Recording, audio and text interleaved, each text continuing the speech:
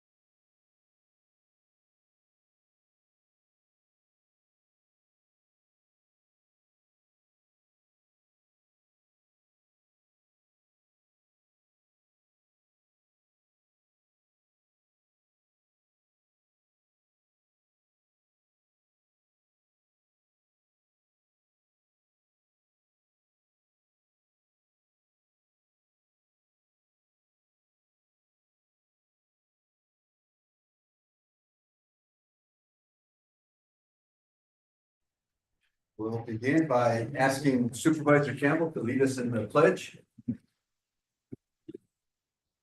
Please join me in the pledge of allegiance.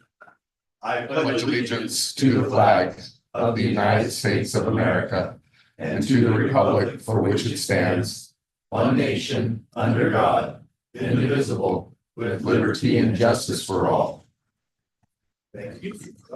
Sorry, Renee.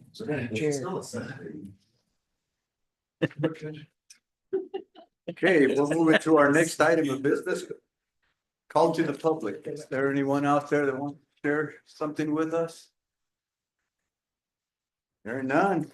The guy back there. Oh, that's the name. Okay, we'll move into our next item of business. Public Health Service District. The Board of Supervisors will convene as the Board of Directors of the Greene County Public Health Service District and will reconvene as the Board of Supervisors following consideration of this following item, the consent agenda. I move that we approve the consent agenda as listed. I second that motion. Motion has been made and second. All in favor signify by saying aye. Aye. Aye, ayes have it. So ordered. We will now reconvene as the Board of Supervisors and move into our next item of business, the Flood Control District. The Board of Supervisors will convene as the Board of Directors of the Greene County Flood Control District and will reconvene as the Board of Supervisors following consideration of this next item, consent agenda. I move that we approve the consent agenda as listed. I second that motion. Motion has been made and second. All in favor signify by saying aye. Aye. Aye, ayes have it, so ordered. Now we'll reconvene as the Board of Supervisors and move into our next item of business. Tony Hines, Public Works Fleet and Facilities Manager. Floor is yours. Good morning, Tony Hines, Fleet Manager. Today we'll give you a little bit of an insight on how we track vehicle maintenance and how we determine which ones come and which ones go.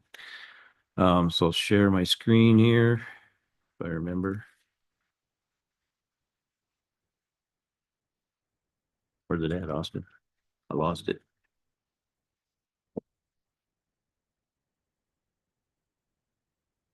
Okay.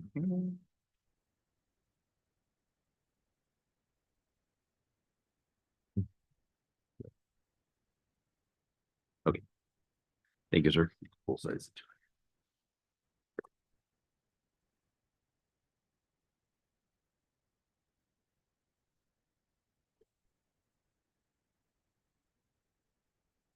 That didn't work.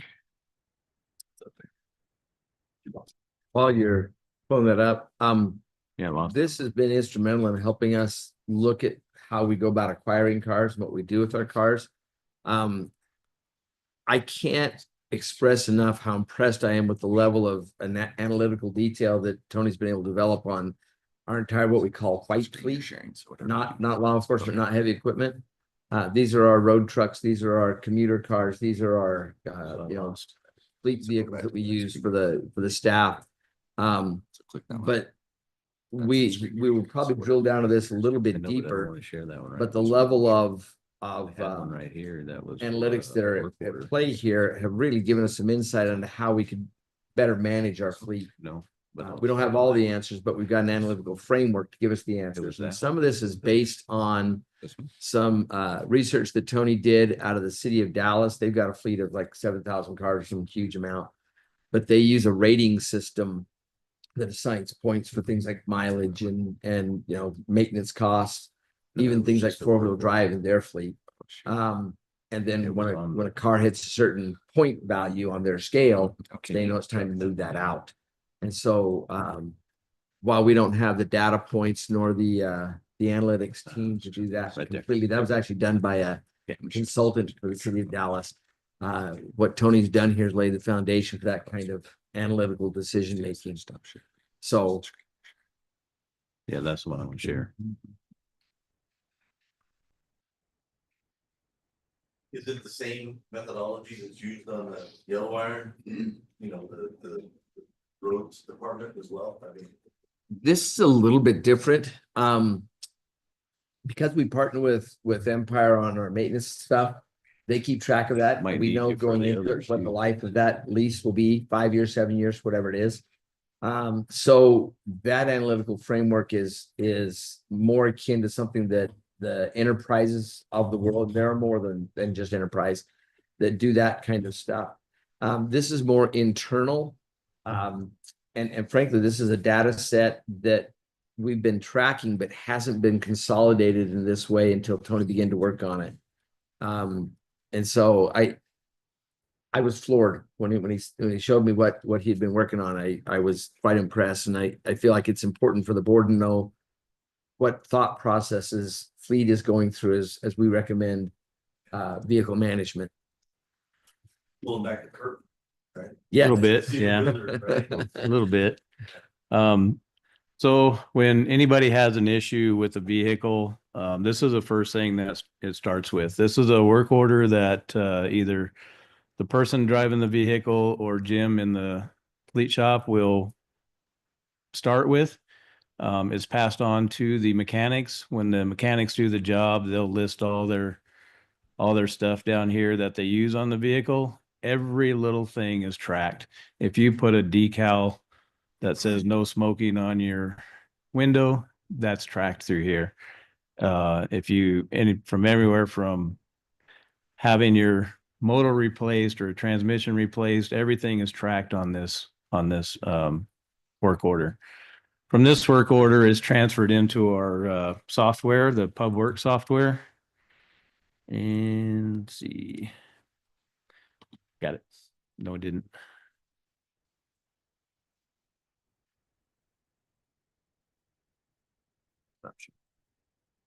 It keeps moving. And then share. And then that one. I'm getting the hang of it. Could be a pro here. Maybe. There it is. So this is the tiles that we have on PubWorks. So from here, we can see anything and everything that we've done to this vehicle. So if you look at the tabs, we don't use depreciation too much. There's an odometer log that tracks every time we put fuel into that. That comes from the fuel islands. When we have the computer up and running, it'll automatically transfer in when we do that. So fleet work orders. Whatever Jim puts in off of that work order, the written hand work order goes into this. So we have a lot of things down here that you can do timeline wise. So life to date will give you a total parts, total hours for the mechanics, and total that you spent on that vehicle lifetime. From this, we can do any kind of reports that we have. So this is a work order summary. It breaks down every vehicle on in-house hours, outside hours, and total cost for it. We can tell by the date range that we put in, which I put in this fiscal year. So from July 1st to today, these are all what's done on those vehicles. So 1002 is a Trailblazer that we have that's gone out for fleet. We've had 3 work orders on that this year so far. So on the total of this, we can look and see that we've done 656 work orders on 149 different vehicles. So we're pretty productive in our shop, I'd like to say. So Tony, based on history, the information that you have there is you dumped it in there from day one that we got the vehicle? Yes. Really? Yeah, So I see that the first screen that you had was handwritten. So then someone in the office there puts it into data entry, yeah. system? Jim puts it all into the system. He makes sure that the mechanics list everything, and he's on them pretty good. So everything that we have is handwritten from the mechanics, passed on to Jim. Jim will enter it into PubWorks, and then we're able to do all of our manipulating and stuff on the any reports that we need to do individually, all together, or whatever. So from these reports, what we've done is we've gone to the graph, so we'll put, got to do that again. This one? I'm trying, I don't know where my mouse is.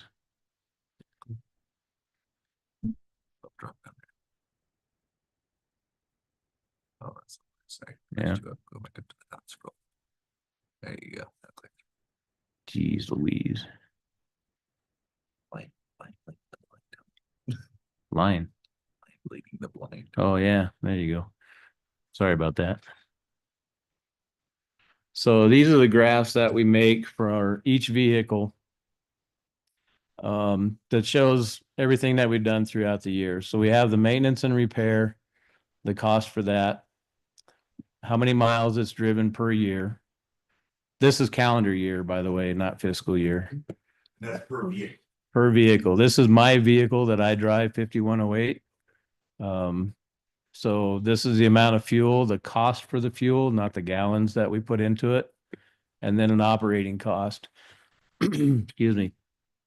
So what this does is at a glance, you can see that in 2014, we had a high maintenance and repair for that. So what I would do for that is go back to PubWorks, run a report on all the work orders that were done that year and find out why.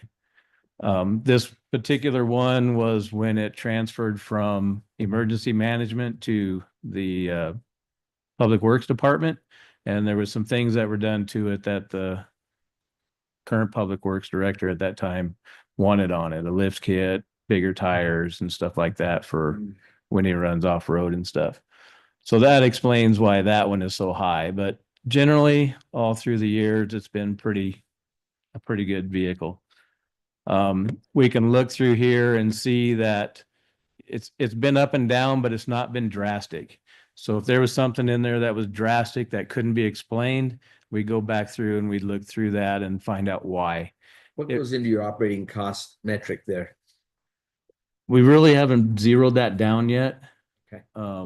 To say that this range is what you need to be in. No, I mean, what data, what things are going in? You've got maintenance on one chart, operating cost is, Well, it's all of it. It's maintenance Oh, and okay. repair plus your miles per hour or your miles per year and your fuel cost. And then it goes down into your operating cost. Summation, operating cost, the summation of all. Correct. Yeah.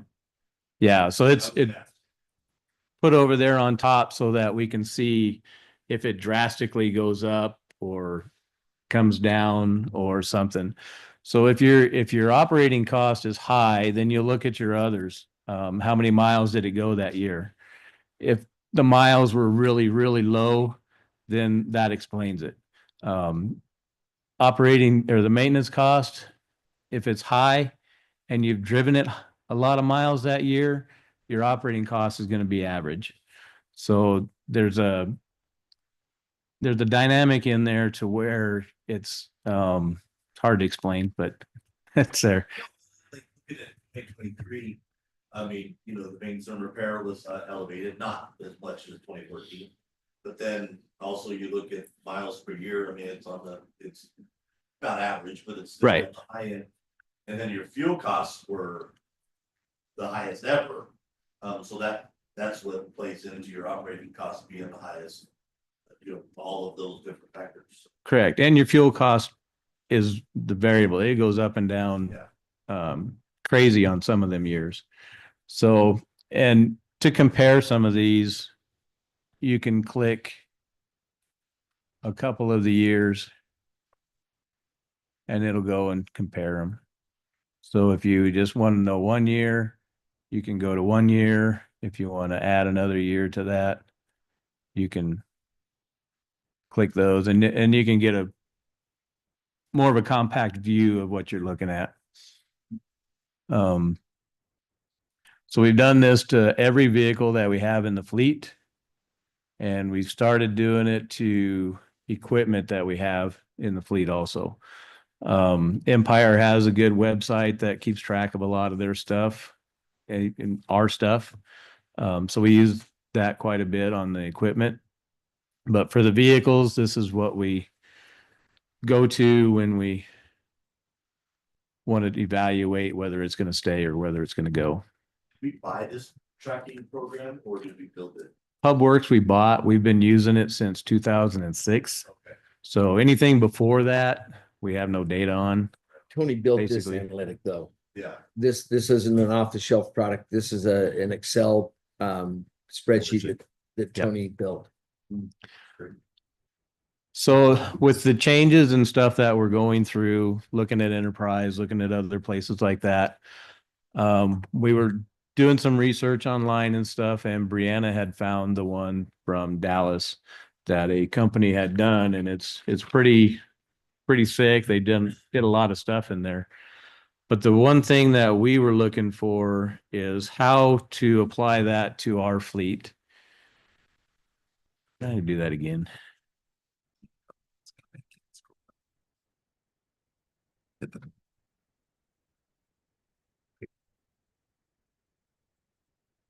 There it is. Okay. So in this study with Dallas, they broke their things down into annual maintenance, vehicle use. They applied a number system to that. Mileage, we did our own mileage breakdown for that instead of what they had. And the vehicle age, we did our own age thing too. So we assigned points to it. So we went through each and every vehicle and assigned the points to that. So this is a breakdown of what we have. This is where we assigned all the numbers to it, and this is the total score. So what we figured out was we just went down here and highlighted anything over 10. If it was a 10, then it got to be red. If it's red, it needs to be replaced sooner or later. We can go through this and say, so the 7115, I know is a long bed Chevy 3/4 ton truck that's in the roads department. It hasn't really had a lot of maintenance and stuff done on it. It is getting to be an older truck, but if it had to stay one more year, I wouldn't have a problem with it staying because it's not going to be something that we're going to be dumping a lot of money into. So this is Got 175,000 miles on it. correct. But again, you know, being that we're a small county, it's not a vehicle that goes out of town much. It's for the roads department to go from here to their job site and back. And it's not putting on that many miles. It is the, what, a 14, 15-year-old truck. So that's where we're going to get it. And this point system will allow us to easily see which ones need to be done. And it'll take 3 or 4 years to weed them all out and get into a system where we're rotating every 5, 6, 7 years, something like that. So that's what we got. Do you have any questions? Are you going off this now for replacements? We did a few of them this year, but we're going to do a little bit more detailed analysis of them and get our point system dialed in to where we want it. And then we'll go to this That'll be totally. your tracking going forward. Correct. Which you're gonna replace and which. Yes. Mr. Chairman, if I might add, one of the things we've been looking at, and I talked to some other entities as we were doing some of our background research on some of these other purchase or acquisition options. I talked to some other entities around that have used different services and so forth. And one of the things that has become apparent both in our own fleet as well as most of the others is that we have some vehicles that go a lot. Our best example is my car. I'm down in Phoenix 2 to 3 times a month. But interestingly enough, the other high mileage are animal control. They're going up and down the county 2 or 3 times a day, from Duncan to Clifton up into the Blue and so forth. And so we have categories of vehicles that move a lot. We have some that don't move much at all. One entity I talked to, they said that their maintenance trucks do maybe 50 miles a week. And so they're looking at 20 or 30-year replacement timelines because they're just not putting the mileage on those. And then there's others that are, we've got, you know, these 2015 Tahoes and all around the industry, the transmissions are going at 150K. We probably get rid of them at 120. You know, somewhere, where do we get our best bang for our buck? I would not, for example, get a 3/4 ton or full ton pickup truck in Toyota because they don't make them. You're not going to get one. On the other hand, we might look at a Honda and say that's the best commute car for these high mileage, frequently used vehicles. That might be a better investment. This kind of analysis allows us to drill down to the point where we can start to make some of those informed decisions. And then with the board having adopted a new acquisition policy, we can look across the market and say, what's the best way to get that vehicle or that vehicle that fits this need or that need. We've, through this process, and it's been a little bit painful, we've discovered that there's no good answer to law enforcement vehicles. There just isn't. You put a bunch of money into the upfitting, and if that gets crashed and you have to replace it with the next year model year, there's a good chance none of that stuff fits, even 1 year to the next. So even with this analytics, we're looking at other options where the vehicles come pre-upfitted. So we shorten that time. We can put them on the road and get them to where our folks can use them. Any event, we've really never delved into we've had the data, but Tony's this is the first time we've begun to use the data to help drive our decisions.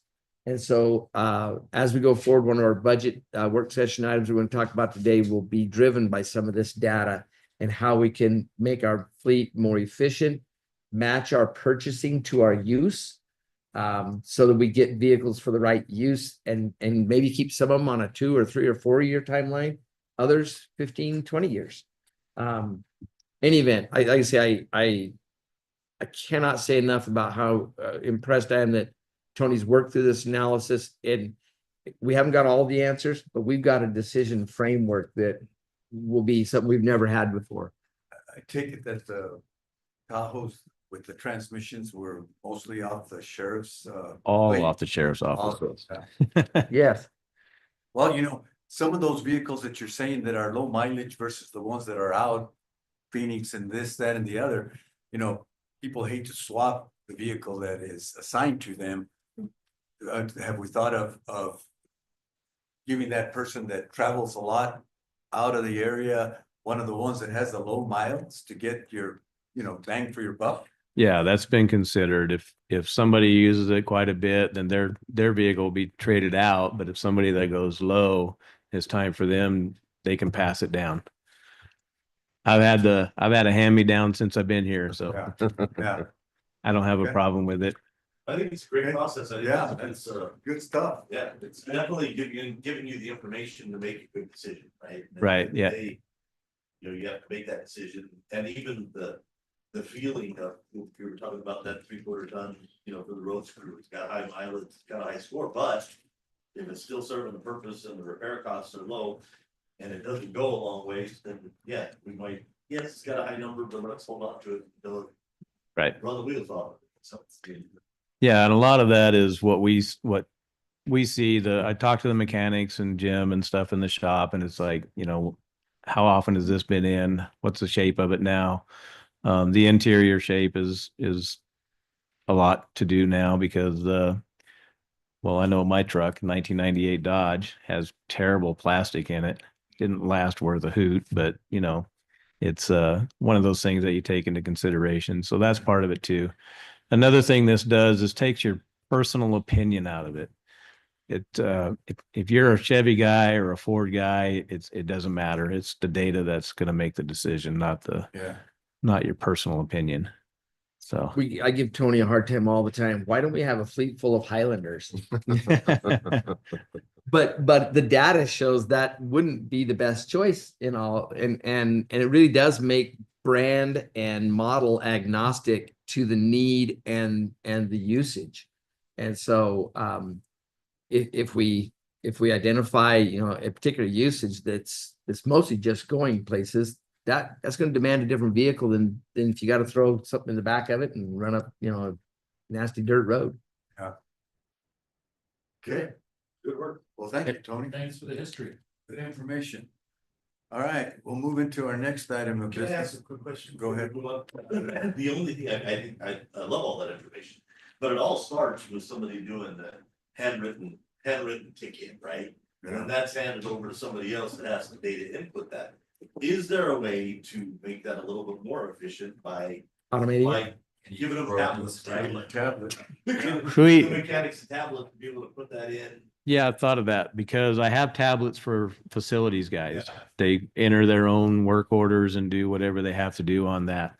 We've looked at it for the shop. I'm afraid they're going to lose them, but you know, we've looked at it, and what we've done to minimize that a little bit is in Pub Works, you're allowed to scan a document in and then add it to that tile that I had for that vehicle. So there's a place in there that we can do that. So we've been doing that for all the outside work that we've done on vehicles. If we get an invoice in that's 2 or 3 pages long, Jim doesn't have to sit there and type it in all the way. He can scan it in, just attach it to that, and he knows it's in there. So yeah, we're making steps towards that.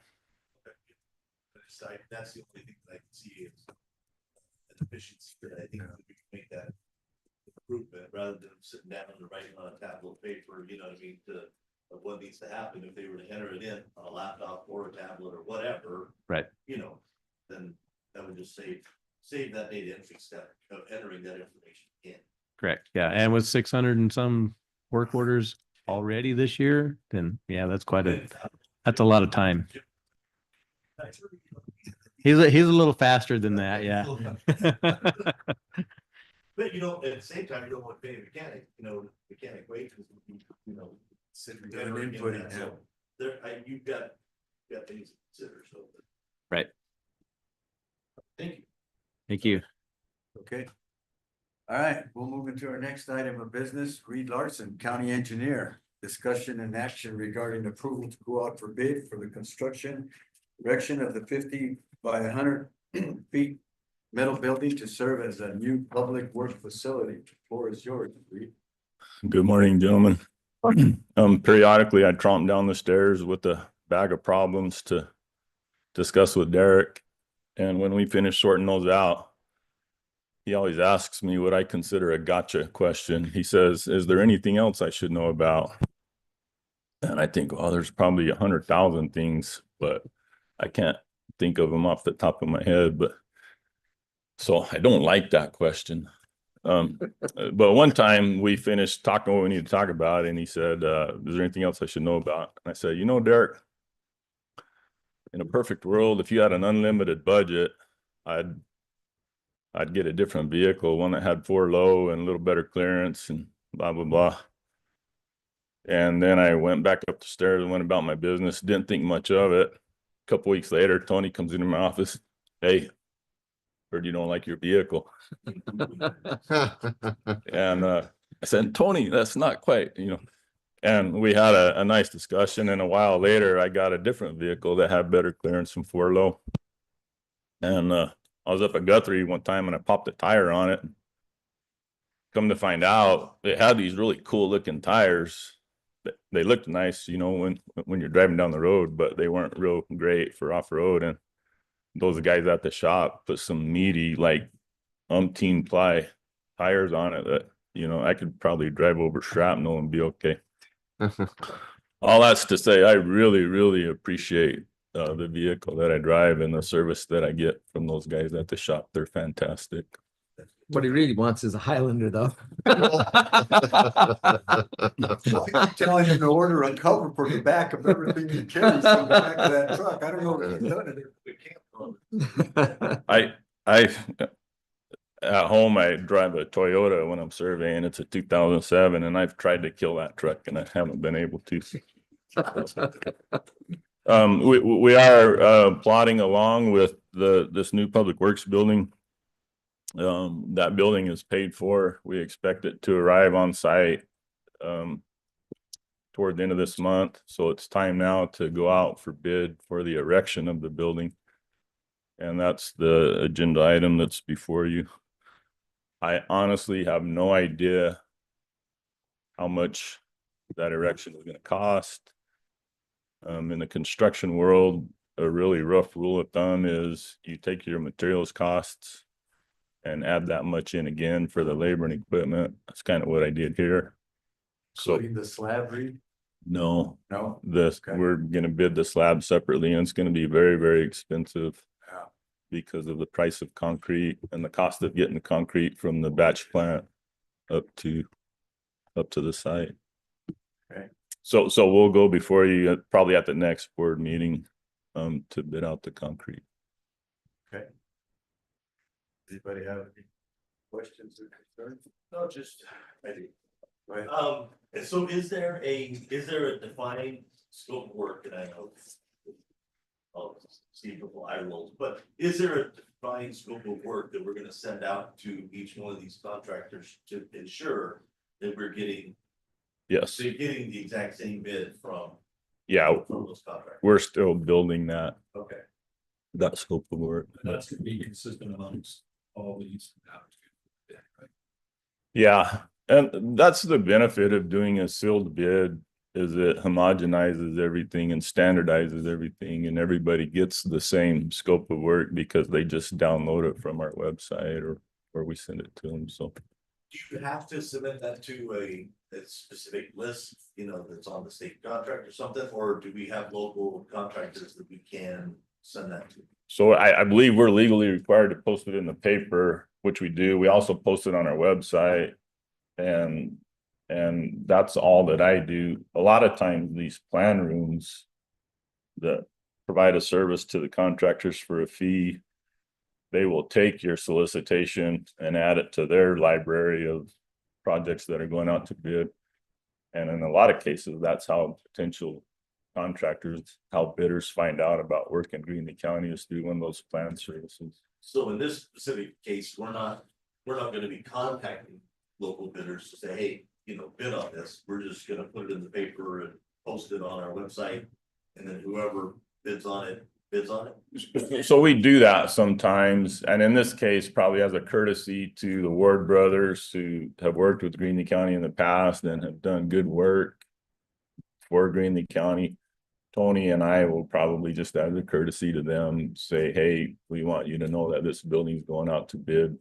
I don't think there's anything inappropriate about that. Oh, I agree. And I think I mentioned that because I think there are some local contractors that may not be as busy as they used to be. And they are local, and so it'd be nice to reach out to those that I know have done this. Absolutely. Several times, the PVBs of the world, the Westerns of the world, those folks that. That they might not be used to looking for that, you know what I mean? But it would be nice to extend that, that nicety to say, hey, just wanna let you know, that's going out for bid, this is where you can find it. You're on your own. Yeah. But that's. Yeah. It. And if you have any questions or need contacts or anything, please let me know. Sure. Everything else being equal, we're probably all like-minded on this, but I would much rather that somebody local was Yeah. I mean. doing the work. No costs, everything else or. Costs, driver. And if if you'd pass them on to staff, I mean, that would be helpful. I don't go do buildings every week, so I don't know who's in that business, but like I say, there are some who do it. And so, yeah, we may be in a better position now than we were a year or two ago. Yeah, so I'll send you I'll just send you some contacts. So we chose to buy the design and buy the building, and then, so now we're looking for somebody to put it up. Who did we buy it from? I didn't chime into this. Mueller, yeah, we got Okay. 2 proposals. One was from Bunger Still, who makes great buildings. I would describe them as they do more custom buildings. Mueller's more of a production shop. And but we're very happy with Mueller's product and with their price. Yeah. The board awarded that, I don't know. About 2 months. Yeah. Okay, couldn't remember where I figured it was Mueller, but okay. Yeah. But you're planning on doing the concrete foundation here first. Mhm. Well, what was the price of that building? It's around $80,000, How much? 80. 80. Yeah. Okay. All right, any other questions or concerns? None from here. Thank you, Reed, appreciate it. Do we need to make? We're gonna make an act. Oh, that's right, sorry. we better- I don't think that we approve to go out for bid for the correct construction erection of the 50x100 metal building to service the new public works facility. I second that motion. Motion has been made and second, all in favor signify by saying aye. Aye. Aye, Ayes have it, so ordered. Thank you, gentlemen. Thank you for your time, Mr. Larson. You're welcome. Appreciate it. Okay, we will now move into our next item of business. Work session to review state land site options for potential housing development at the Y near Loma Linda. Let me pull up my presentation here. Derek had a costume. Don't get used to that, right? Okay, the board had given me an assignment to work with staff, to answer a few questions about, the process. First off, hats off to Chairman Gomez, who has been a constant and very effective contact between the county and state land. Has helped us get some meetings set up, has been present at those meetings and really moved that discussion along. So one of the questions that the board asked was that we get with builders, contractors in the area. We did so in a way that's obviously we know who we talked to, but we did it. We wanted them to be candid with us. So we said, we're not going to tell you, we're not going to out you, but we wanted to see if there are some consistent themes about, what we could learn about the house building process. And we did that. We sat down with several of them and visited and found somewhat some surprising themes. We'll cover that here in just a second. The other was that we try to define how big of a space we should ask state land for. So what I've got here is a brief timeline of, or not timeline, but sort of a process line of how we're going to go about deciding what we do, with the idea that eventually there will be homes for people to purchase. And I say homes, that could be single family residence, that could be multifamily residence, that could be a wide variety of dwelling units. So the first is the application process. We're familiar with this. Reed has taken us through this before, so we know what some of these things, and I've probably mislabeled them, but the process is we're going to have to get an Alta survey, and Reed, you're going to chime in and correct me every time I say something wrong, okay? But we're going to have to get essentially a meets and bounds. We have to look at the map and say we'd like this plot of land, but at some point we have to send a survey crew out there and say this is the land that we're going to ask state land for. And that has to take place fairly early in the process. We can't get the ball rolling and say, hey, we'll tell you near the end what we want. It's got to be fairly early in the process. We could change our request mid-process. That was something we learned in one of our more recent meetings. So let's say we start out asking for 500 and we decide to come back later and change it to 50. We could do that. Some of the other studies and work that's involved would have a bearing on that. So for example, if you start at 50 acres and go to 500, you're going to have to go back and redo some of the Alta surveys. You're going to have to go back and do what I call it an antiquities study. What's the real name for it, Reed? Cultural resources study or Archaeological. They're looking for, we've seen this. The line of rocks we talked about, the landfill was one of those. It might be that there was an ancient village on the site. There might be pottery shards. There might be who knows what. And then if those things are discovered, I just read an article yesterday about a place somewhere in the Midwest that was scraping off to make a park, and they literally came across the foundations of a building and just laid out there as plain as could be. Well, their park stopped, obviously. But that's part of it. So, and if you start at 50 acres, then you decide we're going to go 500, then you got to do that for the remaining 450 acres. And you've got to do the meets and bounds for the remaining 450 acres and so forth. So the process encourages that you ask for what you want the first time. That's the best way to do it. If you had to probably err on the side of going a little bit larger and shrinking than the other direction, because you have already done the archaeological survey and so forth. State land has made it clear that they would prefer that we pre-zone, and it's not a secret why. They know that the more this land is going towards housing before it ever goes to auction, the more likely it sells for the most. Their job is to maximize the sale price to put in the coffers of the state land trust. An infrastructure plan, which we have kind of an idea, is something they have encouraged us. The trouble with that is that it's sort of a chicken and egg thing. Until you have an idea of what you can do and what you can build out successfully, it's hard to say, here's going to be the infrastructure. The simplest example of that is if you know you're going to do single family homes on no less than 1/2 acres, it can all be on-site disposal. On the other hand, if you're going to go for higher densities, multifamily housing, apartment complex, townhouses, whatever, then it sort of cuts pretty strongly towards a single wastewater disposal system.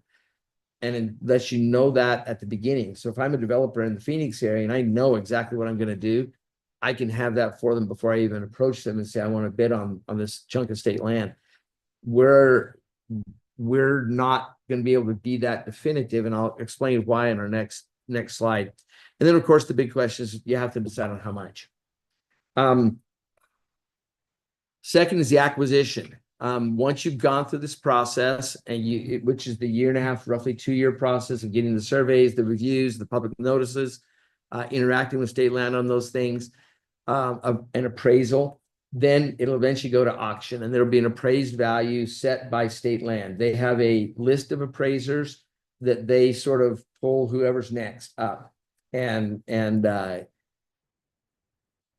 they don't cherry pick necessarily for someone who's familiar with our area, but they're going to do the same process regardless who that is.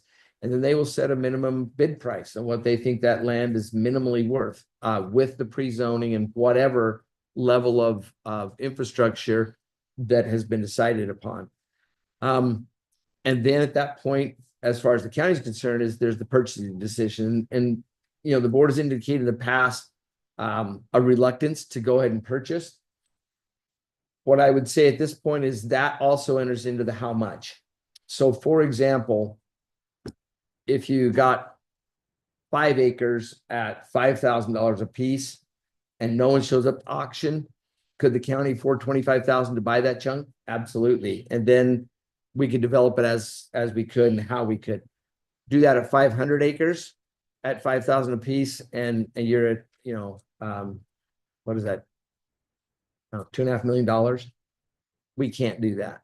And so if the board knows right now how much it's wanting to work with, then you kind of can answer that question at the auction time already. And it's just a matter of what the price is. The other aspect of the purchase decision is when selecting how much, you also have to gauge the risk of the private market. If we want the private market to step in and say, we'll take this over, then we have to bite off a chunk that the private market would be willing to do. So, again, taking the Phoenix, North Scottsdale model, 20 acres, 200 acres, 2,500 acres down there, they know they've got a market before they ever even make the purchase decision. And so it's a much different process here. But to mobilize a developer from the valley or from any place else in the state to come out here and do developing, they're going to have much more risk. And some of that risk is they simply don't know, because we don't have an active market where we're selling hundreds or thousands of homes a week. 40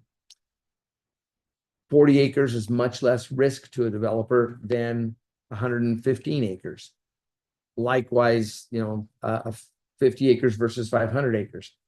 And so as you look at the how much decision, we also need to gauge and say, if our ideal circumstance is to have the private market step in at the auction and take this over, then how much do we think they will reasonably bite off and chew? Development is how you get it from raw land to ready to build a house. At a minimum, there's likely going to have to be a common water system. You're not likely going to drop 500 wells or 100 wells. You can drop a few wells. And if they were to produce like the one we have at the Loma Linda part. I think Reed figured out that you could do a couple hundred home development on 2 or 3 wells. Yeah, that's all right. I don't remember. It's not a lot if they all produce it, 40, 50 gallons a minute. And before we started this process, I didn't realize that figuring out how much a home would use is fairly straightforward math. You might have one person who fills up a swimming pool and those who go zero escape and they balance out and it's pretty predictable. But developing a water system, which would invariably involve drilling of some wells, the local provider out there has said that they can work with us on how you build it out, but we'd have to bring water to the table. They've said that there would need to be more water. Their willingness to build it out is based on their ability to see a plan. In other words, right now they're saying, yeah, we're willing to work, but until we know how many houses, how many people, they can't tell us whether they've got the current capacity or how much capacity they would need. The way they do that is they then, and I'm going to describe this awkwardly, but they essentially put a lien so that they get their infrastructure, paid back over the course of 10 years from utility bills paid. Waste disposal. Once again, if it's all single family residence, you go on-site disposal, septic tanks, and you're fine. But if you want to increase density, then you've got to move that water to a common, water treatment plant of some sort, packet plant or something else. You have to ask, what is the desired density? And that's a 2-part question. One, it's easier to build half-acre, one, single-family home. But to a developer, they may need greater densities in order to make the math work. You got to have so many units to sell or rent in order to justify the cost of the streets and whatever else you have to put in. The more infrastructure that goes in, the more density a developer is going to need in order to make the math work. And that can be, you're not locked into one or the other. You could have, for example, apartments around the park. And as you move further away from the park, single family homes, or vice versa, however you do it. But that density is going to be a 2-part question. And then, of course, does it become economically viable? Would a developer come in here and get the land at 3, 5, 7,000, whatever it is, an acre, be able to put in streets and pipes and so forth, then be able to turn around, sell that now developed land at a profit? And for the private market, part of that question is going to be, can I do that and make a profit that is as big as or greater than I can in Phoenix, Cottonwood, Tucson, Rio Rico, whoever else they may be developing? That's something we've had a difficult time getting a handle on. This, of course, moves us one step closer. If the county decided that we will do the development, you're looking at a lot of money. And we wouldn't have any more guarantees about being able to sell that land at the back end than a private developer would. The difference is we're not in that business. The last step, of course, is home building. And this is where we really found out quite a bit. There is, I would say, a little bit of reticence to come over the hill and build here when there's plenty of work over in our neighboring county. And it makes a lot of sense. If I can go down the street 5 minutes and build a home, or I can go 45 minutes over the hill to build a home, unless the profit is higher or there's some other reason to do it, I'm going to stay closer to home as long as I've got good work ahead of me. The home builders we visit with are constantly looking for the next, what are they going to build? And one thing that was extremely clear with everybody we talked to, home building is not developing. They don't want to be the developers. In some cases, they're having to do that because there's no developer willing to do it. Even in the Gila Valley area, they're not active development community of people who put in streets and pipes. And so in some cases, the builders are having to do that themselves and they don't like it. And in some cases, because they don't do it, they have not profited on that venture. It's become a way for them to build homes. So from the building community, one of the things we learned is if there were build-ready lots, streets are in, pipes are in, wastewater's been decided, however that is. And that doesn't mean that the septic tank's been put in. It just means that the decision's been made it's going to be septic or sewage. But if you got build-ready lots, I was surprised, but we talked to several builders who would say, I'd show up at that auction, I'd buy some lots. I'd be willing to build. And so to me, that was a little bit surprising, particularly from the neighboring county. There are some who have plenty of work and said, not interested at any price anyway, not what I want to do. But there are people who would buy lots and build, especially if they can get away from the development side of it. And so, which tells me something as well. They also, and they're not privy to any more sophisticated market data than we are. We've been asking that question, and everybody agrees that would be the golden ticket, is to know what the market is. Even in some of our discussions with potential partners, that's a question they're asking, is what is the market? How many people would buy? But our builders had confidence. Now, are they going to build? Are they going to come in and buy 500 lots? Probably not. They'd probably take off, 4 or 5 or 10 or maybe even 20 at a time. But they are willing to buy some lots and build. They don't want to develop them. So what we end up with is that middle section, the acquisition decision and the development portion. There's probably a fairly wide variety of opinions, even within the three of you, about how far down this process road we go. You've made it clear that we need to start the application, and we're ready to make that call today upon direction from the board. We still have to answer the question. One discussion we had, because let's say you get 50 acres now and it just sells like hotcakes. Then you go through this whole process again for the next 50 or 100. And that increases your cost because you're doing this process twice. But it lowers your risk, because at worst you got 50 acres in the bank waiting for development, as opposed to 150 acres in the bank.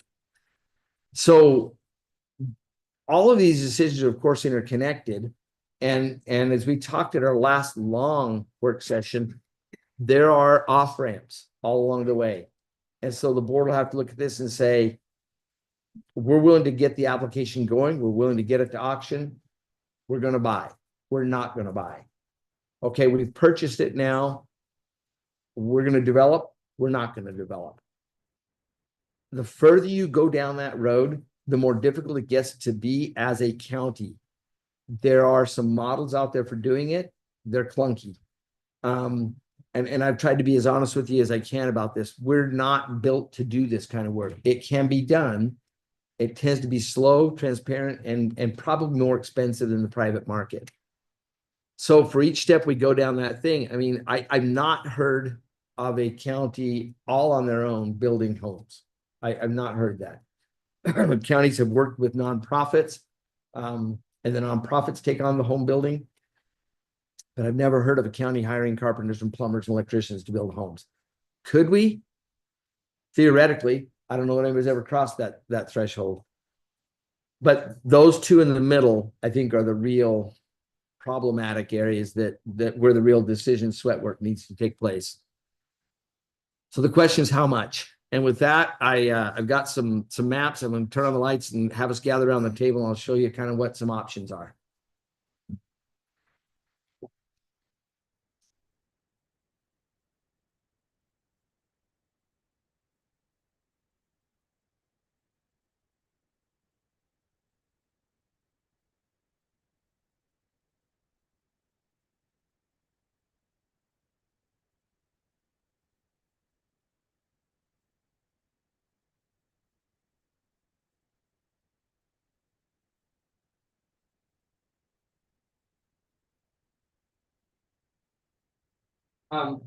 These are four basic options. Mass Reed sort of sketched these out.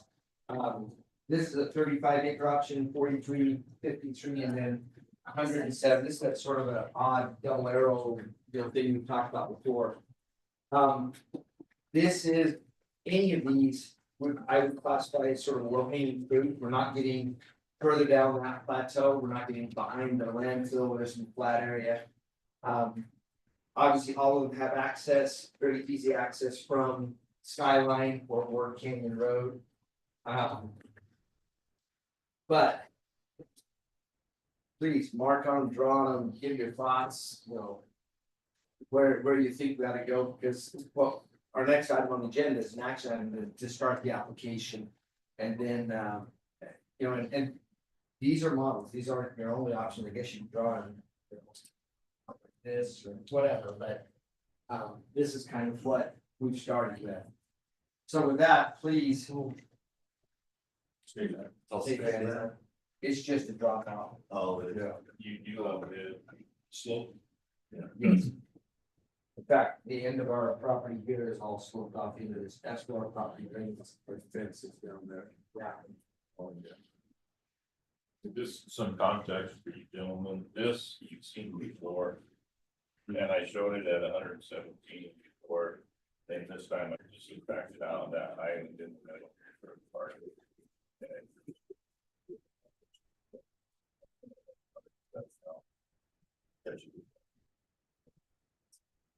And that means, you may recall that Derek showed you visits that were based on the terrain. In other words, where can we go without having to pass grade site, where can we be flat? And he showed you other exhibits that was blocky based on sections, quarter sections. And so what you see there is kind of hybrid of those two. State land, refer to follow sections, quarter section lines.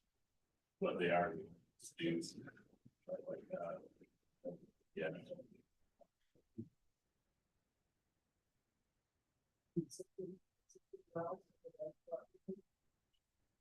Not within feet there. But more importantly is that regardless of where those wells are, we'll see. whoever develops this would have to bring more water to the table. And probably within the footprint that we would purchase. State land would allow us to come out here, for example, and drill a test well or, you know, here. There'd be a cost involved in that, but we could do some wells. But I think we start out with the idea that you'd have to find some water to it. The existing wells that they use now are in the 700 foot type range, aren't they? There are a variety and a variety of outputs. And right now, the two systems, Loma Linda, Verde, are not connected. Correct. The only thing that's connected is the gas, natural gas that comes from behind the hill of Verde Lee right through here. Correct. Feet Loma Linda. Power comes in from this side over here also, right down that way. Same Verde Lee. corridor, yeah. Power and Ask natural gas. Chairman Gomez how he knows about that gas line. Look, he had his own shovel out there. So the risks on, all right, so I think for me, I mean, I think I'm looking at the alternative C, in my opinion, just to be able to take that first step, right? I mean, the difference in that to these, I mean, provides us with a little more room and wants us to, you know, an easy place to get started. Now, the costs associated with going down this road at the higher, right, 107 acres. I'm just we're gonna incur those upfront costs, but there are off ramps to where we can reduce as the process goes, right? I mean, we could reduce down to that. We could in theory, yes, and not in theory, the state land told us we can reduce. But if we start here, we can't go up. If you start here and wanted to expand this out, then you're gonna have to do more, the meets and balance survey, and you have to do the total area survey here. Right. And any other things that might come up as, and I suppose the biggest cost still will expand the time. But if we start there and then that goes to auction. And we have a developer that obviously isn't committed yet to buying all of that. They would have to bid, I mean, they would have to bid on all of it, not Correct. that, right? In fact, the one thing that they described, they were kind of happy about it. We looked at it and said, that's crazy. is you could spell out 500 acres, and when it goes to auction, you bid on all of it, but then they will let you actually take it down in chunks. But then they charge you prime plus 7%, Right. until you get that next chunk. Yeah. So you're paying credit card prices for waiting on land to develop. So but you describe the risk. Mhm. If you get this that's about a $500,000 purchase at 5,000 an acre. Right. It's the same price for a developer. And so if they say, we think we can do that, then there's the risk. But you're banking it because you own it. It would be silly to purchase half of that state land and finance your other half. And you can't sell it for less than you purchased it, Well, if I remember correctly. when the county comes in possession of it, we can't sell it for less than 90% of the then current appraised value. If we turn it right around and sold it in the next 6 months, it would be hard for us to say that appraisal we just bought it on is accurate. The further you get away from that, it may be worth more or less.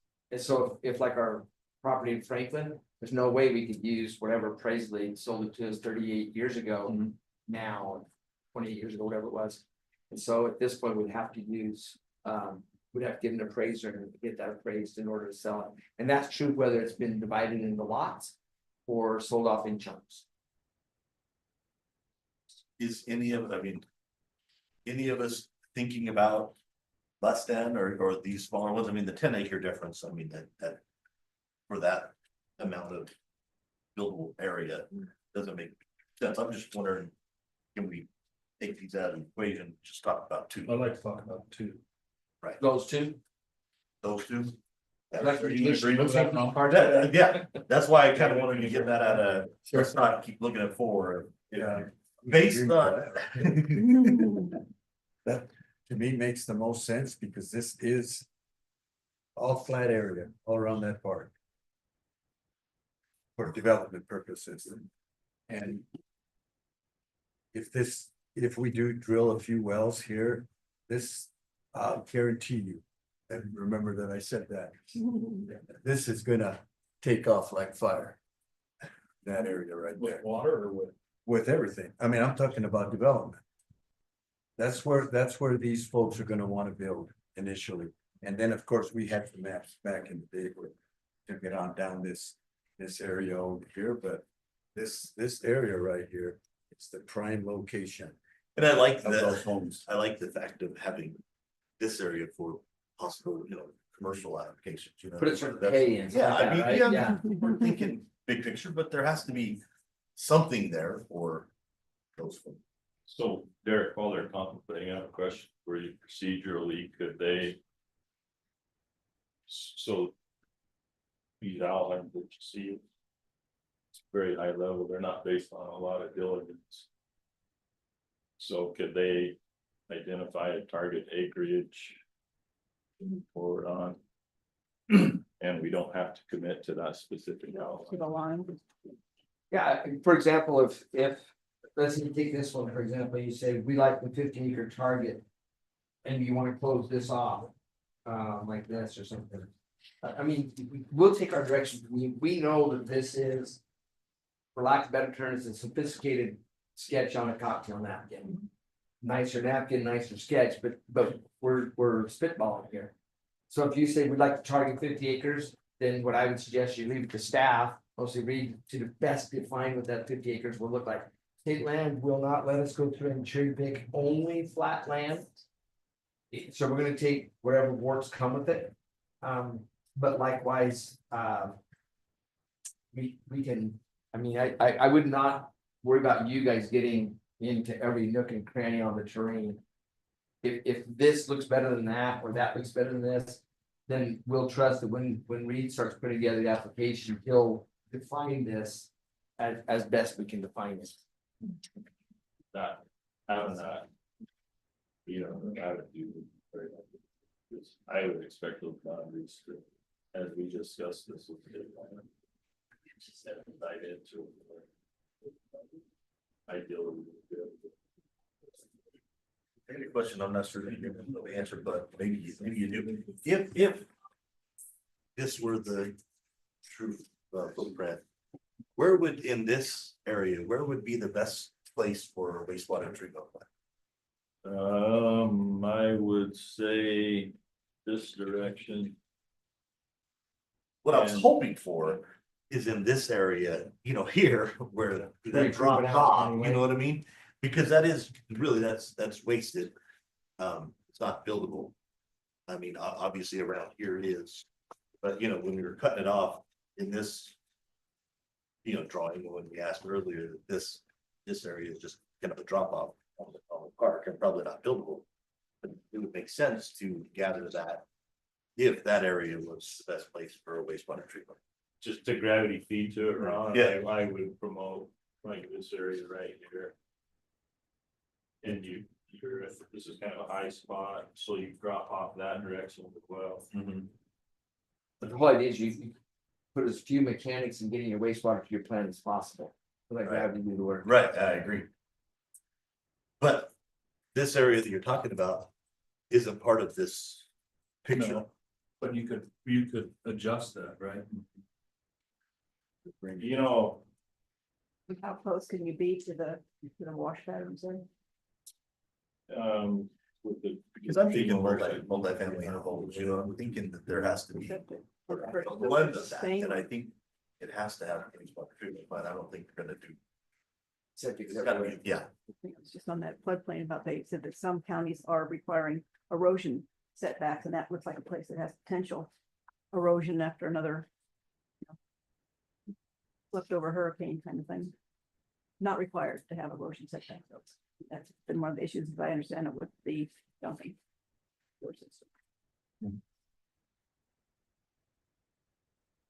But I think those are questions, I mean, we could easily get ourselves in the weeds real quick, trying to answer, you know, every little question. And those will have to be answered as we go forward, as we continue to try and work with the development community and say, okay. We think this is a good place, or here's a good place, and they might say, no, that's the only place that's good at, right? Right, yeah. Who knows? And I think at that point, you make this as easy as possible for the private sector to step in as early as possible. And a lot of that's gonna be giving up some of our own ideas. They're gonna look at this and say, okay, we love the idea to a multifamily, but the only way we can make money is if it's all multifamily. I don't know. But I know that the private market makes those decisions every single day. And we don't make them ever. And so, in terms of working with them on zoning plans, coming to the board and asking for example, our subdivision plan requires is 3 inches, 4 inches of hot mix. 4 inches of hot mix on roads. None of the roads in that area are hot mix roads. They're all chip seal roads. Could the county work with the developer and help lower their costs? Yeah, that's something we can do. I don't think it's a decision we make today. I think the decision today to get the ball rolling is, as we've been encouraged as staff to do, is give us a consensus on where, and we'll have an official vote on it, but give us a direction. We'll tweak it, Reed will tweak it as you know, as he gets more into the weeds. But at this point, we needed it's a big question, how much? You know, right, we're talking about that treatment plant. This could be extended. And this is where you're The headed next to chunk. that bridge, where that bridge is at. So all this is flows down, right, Reed? Everything, Yes, it the does. terrain comes down. This could be brought over some, and that treatment plant could go right over here. Where we don't utilize, where we don't waste this area here. Well, you'd have to purchase more state land. Yeah. Yeah, I mean, at that point, if the decision was to do this. Yeah, you and didn't- we might cut this over this way, or. You know. Yeah. Move this down. give it a piece over here. Without using some worse than. What they're informed us about getting to be, this area here would be lost to that treatment plant. So you do individual disposal there. And you could have a variation of some Both, septic and some. yeah, septic on that side of the road. There are communities that do that, and we have some attached to a line Yeah. and then some that aren't. But like everything on this side of the road goes to the wastewater treatment plant, everything on that side is standalone. Could be. Acre lots, And again, whatever that is. what I would do is if that's the plan you decide with, we're gonna beat the bush and try to find someone who will do that. And they can make those decisions and we're not. Simply because with it goes the profits, but with it goes, you know, they're assuming the risk for the profits. So what number do you want from us? 110 acres? 100, would shoot it somewhere between 100 and 110, shoot between 50 and 60. You know, what number you're comfortable with. I mean, I work for you, so this isn't forward and rude, but this is where Which the one? cutting takes place. Yeah, Well, We can change our mind, but This really, is fine, this is, definitely, so. and how much are we looking to, not to be just concerned about the funds, but what does it take to get into the 110? you know, that's a good point too, because there is a little bit of scalable, so. This will cost us less in application cost than this will. If someone buys it at auction, either way, we get our money back. If they don't, that's just money, and But we're way ahead We've of kinda- auction right now. yes, and we've already kind of crossed that threshold, we're willing to, we may sink some money that we never get back. But that's because somebody's gonna be walking out here and looking for pottery, and then someone's gonna be walking out here looking for pottery, so your cost will go up. Reed, do you have an idea how much the relative cost, how much, we had 92 acres, 93 acres at the landfill? Yeah. And what were our application, you know, surveys and stuff cost there? As We're best, sitting around 60. around 60, 60K. so I'd say that's probably a ballpark. Yeah. Probably a little bit more, but 100 to 110, and we have to just keep our eyes on those off ramps, right? If- correct, And As we're gonna we depend on approach- you and Reed to assist us with the off ramps, yes. collectively make a decision. If, for example, a year from now, no one's returning our calls about development, we'll put up. That is gonna be a much different Yeah. work session. It'll be a much different work session. If on the other hand, by next week, we've got people, If we you know, have tearing our phones off 5 the home wall. builders, then we're gonna wish that we had done it. Of course, Yeah, we'll start that ball, Yeah. we'll Yeah. have made the money and we can set up somebody else for success, you know what I mean? But I think if you keep it in that 100 to 110 and you move the lines wherever need be, just to, as we, you know, talked about, you know, maybe this side of the road we do with, you know, septic systems or whatever, and on this side, everything dumps to wastewater treatment, wherever that perfect area is, make sure that gets included, and if something else needs to be trimmed, then we trim it. Maybe consult with somebody, you know. In regards to that. I don't in know. helping make our decision. Yeah, Yeah. just because that way we'll know that one question where we can dump that and that figure not to exceed 120 if we have to go a little further over this way. Well, I would consult. He's up to 120. Okay. And we were just at 110. What the hell? Yeah, but you know what, we're gonna get a little This chunk from here. isn't the We're gonna- option right now. Okay, go ahead. There- Reed. There's nobody in or out of the county. Better answer. Well, okay, It's just the capacity. yeah. Okay. We have been encouraged by state land to work with a consultant on the zoning and infrastructure part of it. But to some degree, that presupposes a much more onerous zoning process than what we have. So in your normal setup, the developer is saying, I'm gonna go, you know, arm wrestle with the county or city to figure out what my densities can be. And that's a big issue down in the city. That's a big issue. Out here, if someone came in and said, I've got it, here's my plans. Almost certain we're gonna come back to, we zone it this way. And I mean, we're just so easy to interact with. That I'm not certain that hiring that consultant that they've suggested. Is necessarily gets us much more bang for the buck. So this gets us on the highway.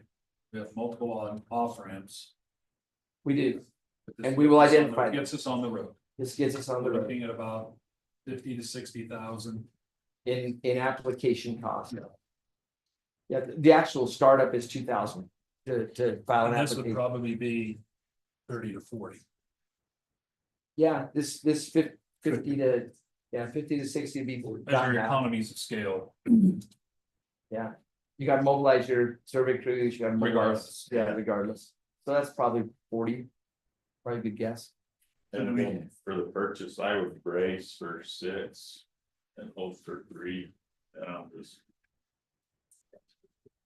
We got a long way to go. That's, Yeah. Our Spend cost a of the little bit in landfill advertising, is getting somebody else to buy it. a hair under 1,000, but it was a landfill. You don't have people competing for landfill space. Really? and we have a lot more decisions to make too before we get. Correct. This That's this what we simply offer. puts us So on the many road. more work and studies. So what do we say? Did we say 100 to 120, you figure that out to wherever that would include where the wastewater treatment plant would possibly be on this side and trim wherever you need to stay within that range? Is that fair? Well, that's a you decision. If you give us direction and say we're between 100 and 120, We're asking if you can do that, you can do that. Right? That's the answer. so We can do 640. I know. Yeah. Don't give him any ideas. Easy peasy with lots. Only if they develop a Chili's out there on that corner. No I'm anxious where it goes from here to see how much interest we have now that we made the first step. well, yeah, and that's, Are we gonna have 5 developers come in or? and frankly, that may be a function of what the economy does in the next 6 months to 2 years. That may be a function of what copper does in the next 6 months to 2 years. I mean, and it may be one set of circumstances in 6 months and a whole different in 2 Things years. so positive, we stay on, things so completely negative. We say some cost to move. Yep. A question about you said developers would be less interested in some of it's septic and some of it's on wastewater. Let's have that discussion. Yes. Later. Not me, not this time. Not I. I actually look every morning and I'm like, great, it's not. You have anybody that's already there to know that operates? They blamed for it. Cold or hot? They're cold. No,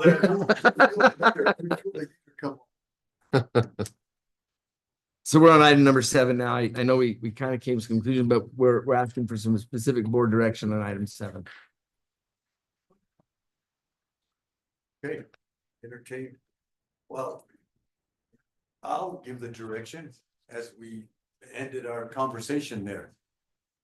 Anything up to possibly 120 to proceed after we gets done with what he's gonna get done? Is that what you're asking for? Procedurally, if you'll call item number 7 and then have somebody on the board make a motion to proceed to apply for a state, to purchase state land in an amount between A and B. But it needs to be called as an agenda item number 7. Okay, Are we on I entertain a motion. Are we on Yes. agenda item 7? We are. All No. right. Oh, we're leaving item 6 and going. Yes. to 7. I'm sorry. Right. Okay. Well, I move that we approve to apply for the defined area of state land. Well, let me restate that out. I'm sorry. I move that we approve to apply for the state land acquisition in the defined area, as presented, to stay within 120 acres. Between 100 and 120 acres. Yes. Is that clear enough? Presented? Reed, you understand the direction of the board? We're good. Okay. And I second that motion. Okay, motion has been made and second. Is there any further discussion? Wish us luck. Not at this time. Hearing none, I call for vote. All in favor signify by saying aye. Aye. Aye. Ayes have it, so ordered. Thank you so much.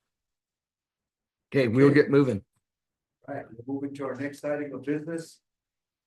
Item number 9, Terry Capir, County Administrator, and Bianca Castaneda, Clerk of the Board. Oh, no, number 8 first. The budget work session. Oh, I'm sorry. Yeah, we are. I'm ahead of myself. Okay, budget work session. It's yours. I'm gonna ask Austin to address our first topic. And so he'll cover that, and then we've got a whole host of other individual topics.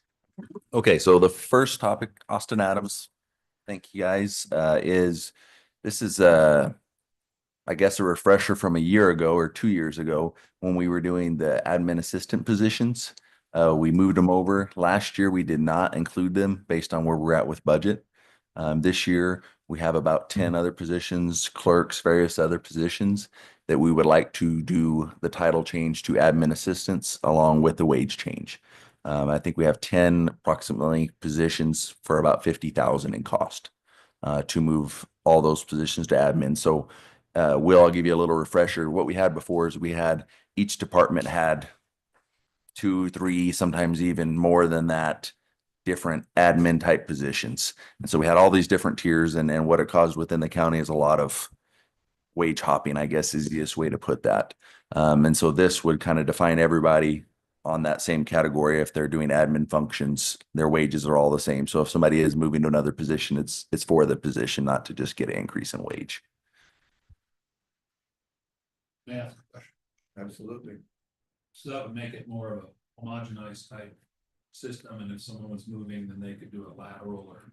Yes, absolutely. Yes.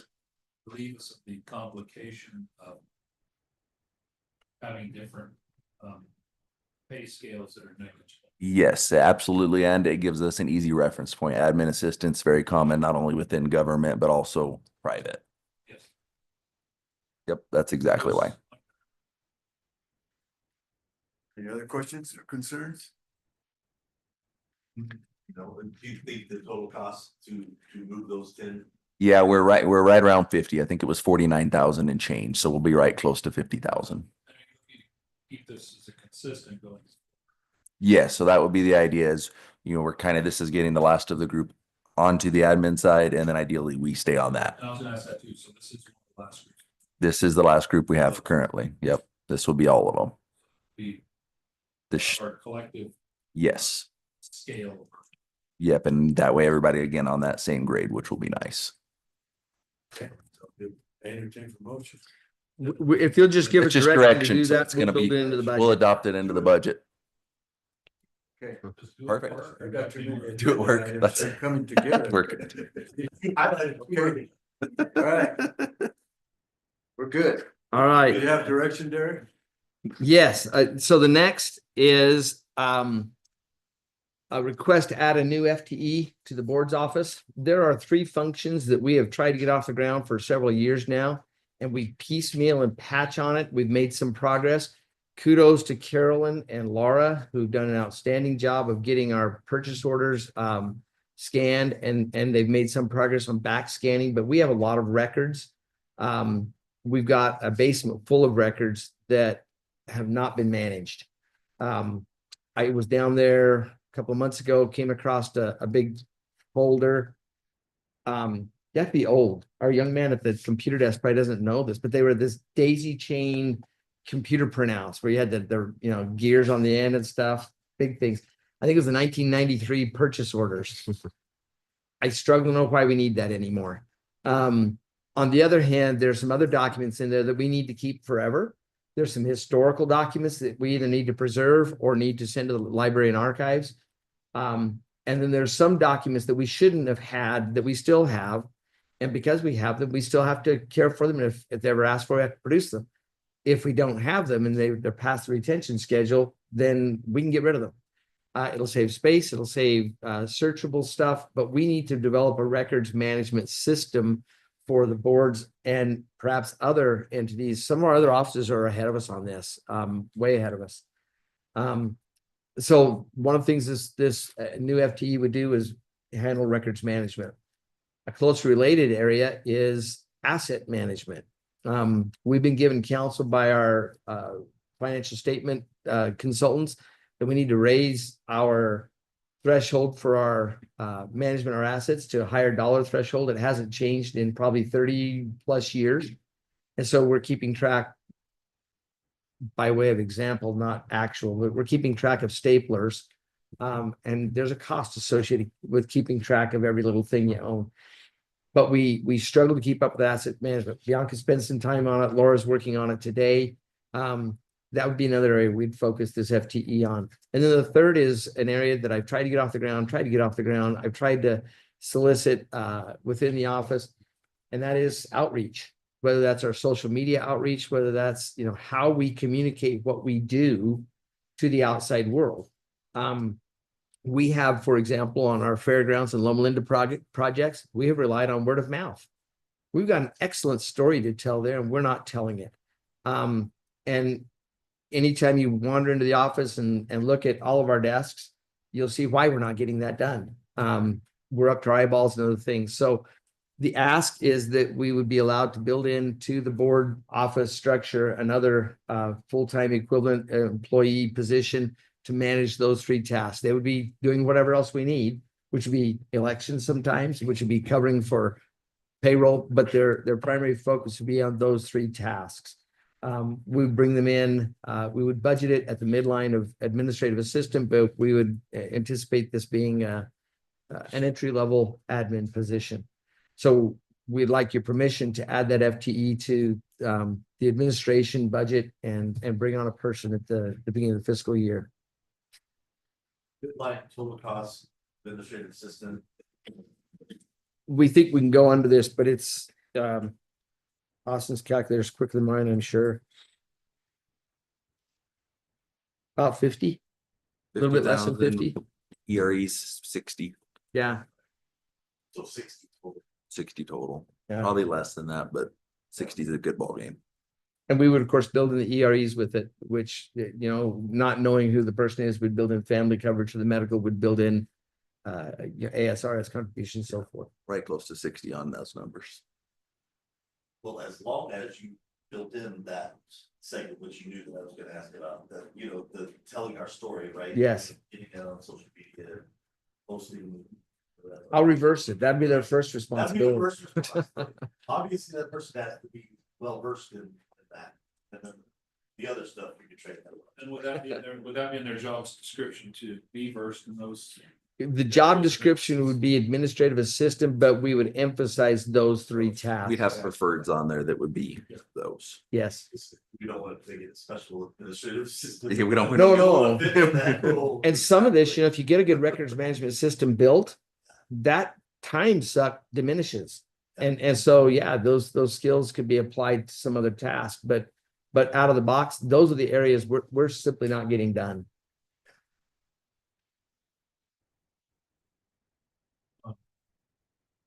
I see the Who need for it. would be their direct, who would they report to? Austin and Renee manage most of the personnel in the office. I would be their supervisor, but the day-to-day would be internal in our office. Yeah, it'd probably be similar to Laura and Carolyn, which is kind of me, but also Renee as well. I think probably a good idea to Accurate. define that, you know what I mean? Whether that's, you know, the manager level, Well- the supervisor level, I think that probably just needs to be Yeah, ironed out. internally. We would do that, Yeah. certainly. That way We that very much- Supporting structure is, that's all.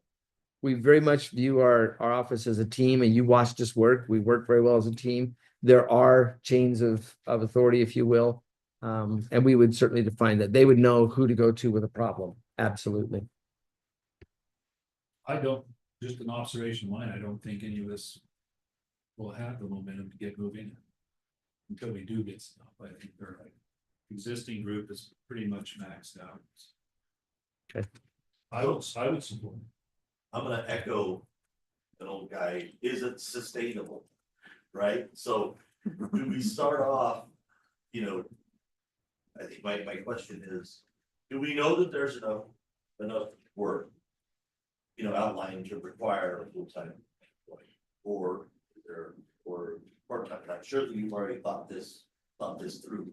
Can you explain that decision from a part-time position in this role versus a full-time position? If I had any one of the three, or perhaps only two of the three, I would say we could maybe make it work as a part-time position. It would take longer, but we could perhaps do it. The records management aspect alone, because what we want to do is build a system at the front end and then begin to populate with records, both back scan as well as ongoing records. At best, you're probably a year away from having a system that really begins to capture what we need to do. Right. You could easily be another year or more going through the historical records and knowing what to do it. There'll be a learning curve, for example. They'll need to become very familiar with the retention schedule put out by the libraries and archives. They'll need to run documents past the elections director or, the finance officer or the manager as it goes. They'll get better over time, but I think that's at a minimum 2 to 3 year job of getting that up to speed. With the asset management, I think the time frame could be a little bit lower, but again, they're going to have to interact with our chief financial officer as well as our outside consultants on that to know what that looks like. They'll physically have to go out and see if we still have that item that was on our list or not, and then develop a system where it becomes somewhat automated with the offices so that that's an ongoing process. And then, of course, the outreach, the communication part will always be going. And my sense is that once we get that going, it'll be more, not less. That we'll find, because one of the jobs this person would do is go out to Joanne's, JoJo's office. She does a good job, but we're going to cross pollinate that to the board's stuff. They're going to go out to, he may go out to the fairgrounds and say, how can we double promote this? So that will be something that while it'll get more efficient, we'll probably also find more opportunities that we don't. And I will admit, this is not my forte. But those who do it well know how to multiply it, make it better. That was my assumption. I just want to. No, I appreciate that. We have given a lot of thought to that. And like I say, if I only had one of the 3 tasks, there's no question. I think we could do it as a part-time thing, but we don't. We have 3 areas that need work. Okay, I'm good with it. Okay. While we're on the topic, as we build out our recreation facilities, we foresee that we're going to need additional maintenance work. Let's go back to a conversation we had probably before Will was on the board, but certainly since you've been there. During this construction phase, we've struggled to do both construction and maintenance, and it's run into some problems several times. Where a good example, we had a effluent leak down at the fairgrounds. That's got to be handled immediately. That pulled us off of another job where we had folks assigned. But as we go forward, as we have more acres to mow and more acres to water and so forth, we will likely need Tony, I think, Tony's still here, good, as estimated 2 full-time positions once we get there. Now, we're not there yet. So because we budget once a year, and because this is the time of year when you've asked us to bring position changes, position acquisitions, and so forth, we're asking that we add either 2 public works positions now, but fill them later in the year, maybe even at the very tail end of the year, or do 1 now and 1 next fiscal year. Again, even the 1 would be filled once these structures are built. But we anticipate the easy ones are things like lawn mowing and that kind of stuff. But we'll have lights where we didn't have lights before. We'll have plumbing where we didn't have plumbing before. They will probably need to be trained on how to maintain a splash pad, for example, how to scoop whatever ends up in the sand volleyball out.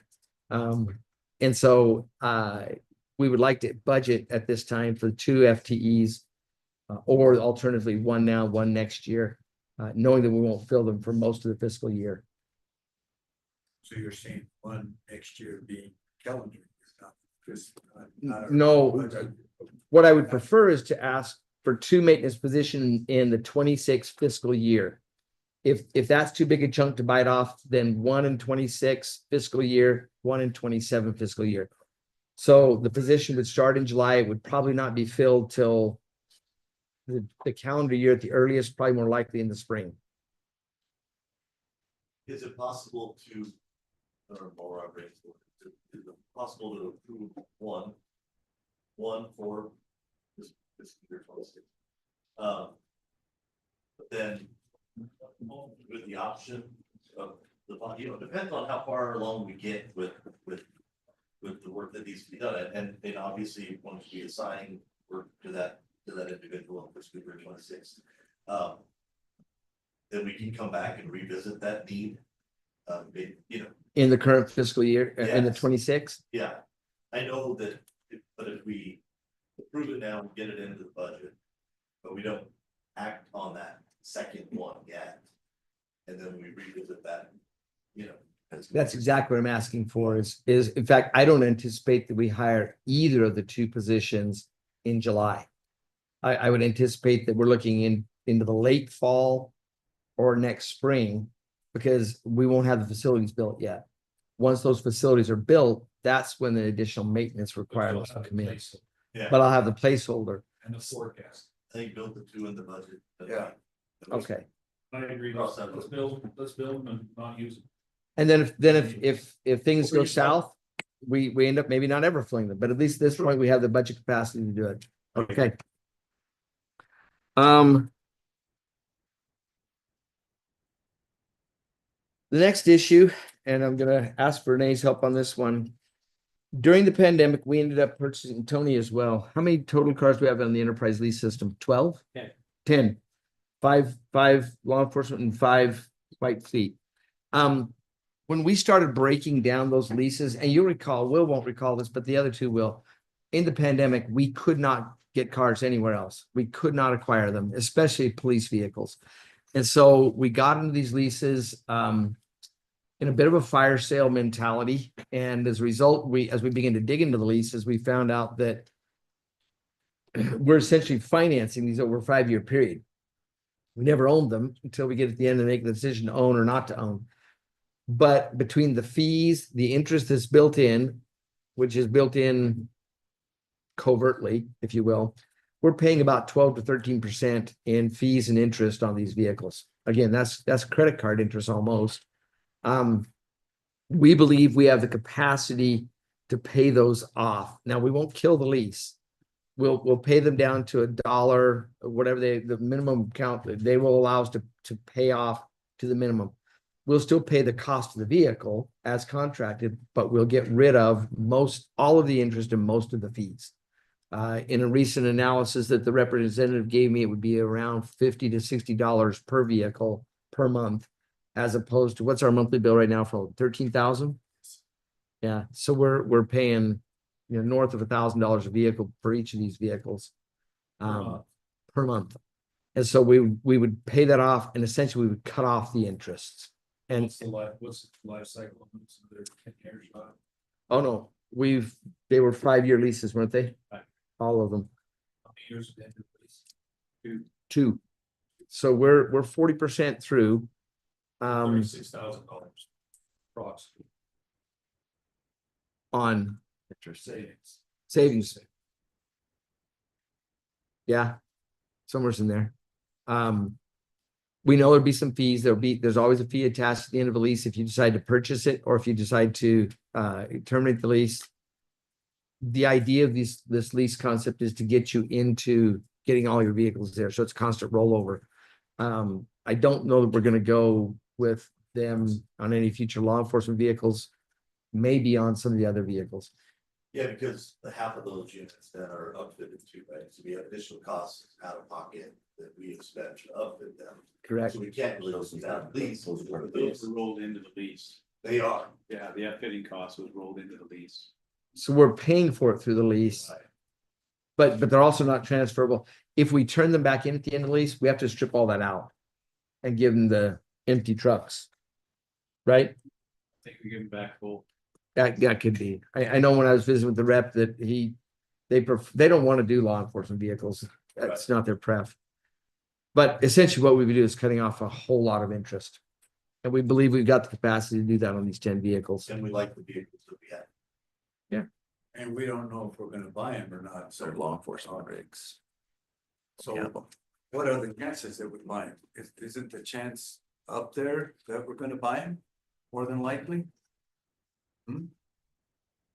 We don't know. The law enforcement side, I would not guarantee. Regardless, you're saving your interest costs. Yes. You're saving the Whether financing it's not, cost. you're saving the interest. Yeah, Right. no, I get that, but I'm just curious Yeah. where we're at, if that's even been thought. Are It- we it planning to has. buy 'em? Well, and it frankly goes back to that chart we looked at earlier. Okay. When we get to the end of this period, because we will still be in a lease, even though we're just paying a minimal amount. When we get to the end of the lease, we'll go through that same analysis and which should be more sophisticated by that time and say, do we let them go? And at this point, we don't know what that cost would be to buy them. at the end of the lease? Do we? I think that depends on what mileage is and usage. I'm not sure we do. We know what the fee will be to purchase. I don't have it off the top of my head, but we know what the fee, that was part of the contract. But the buyout cost, it's going to reflect the market value of that Oh, vehicle. see, I think it reflects fair market value. which- Right. Because I've never leased a vehicle, I'm just curious, how do you know what? Okay, so Yeah. it's at the end of the lease when that's determined. But at the end of the day, we'd still be paying all this, all Yeah. these fees and interest, Yeah. you know what I mean, up until that point. Yes. Correct. So if we pay that down now, that's just. That's money in the bank. We're Right. saving- Then all we have to decide is do we want it or not, not Yeah. We can know. decide that correct 30 years from now, at the time. right?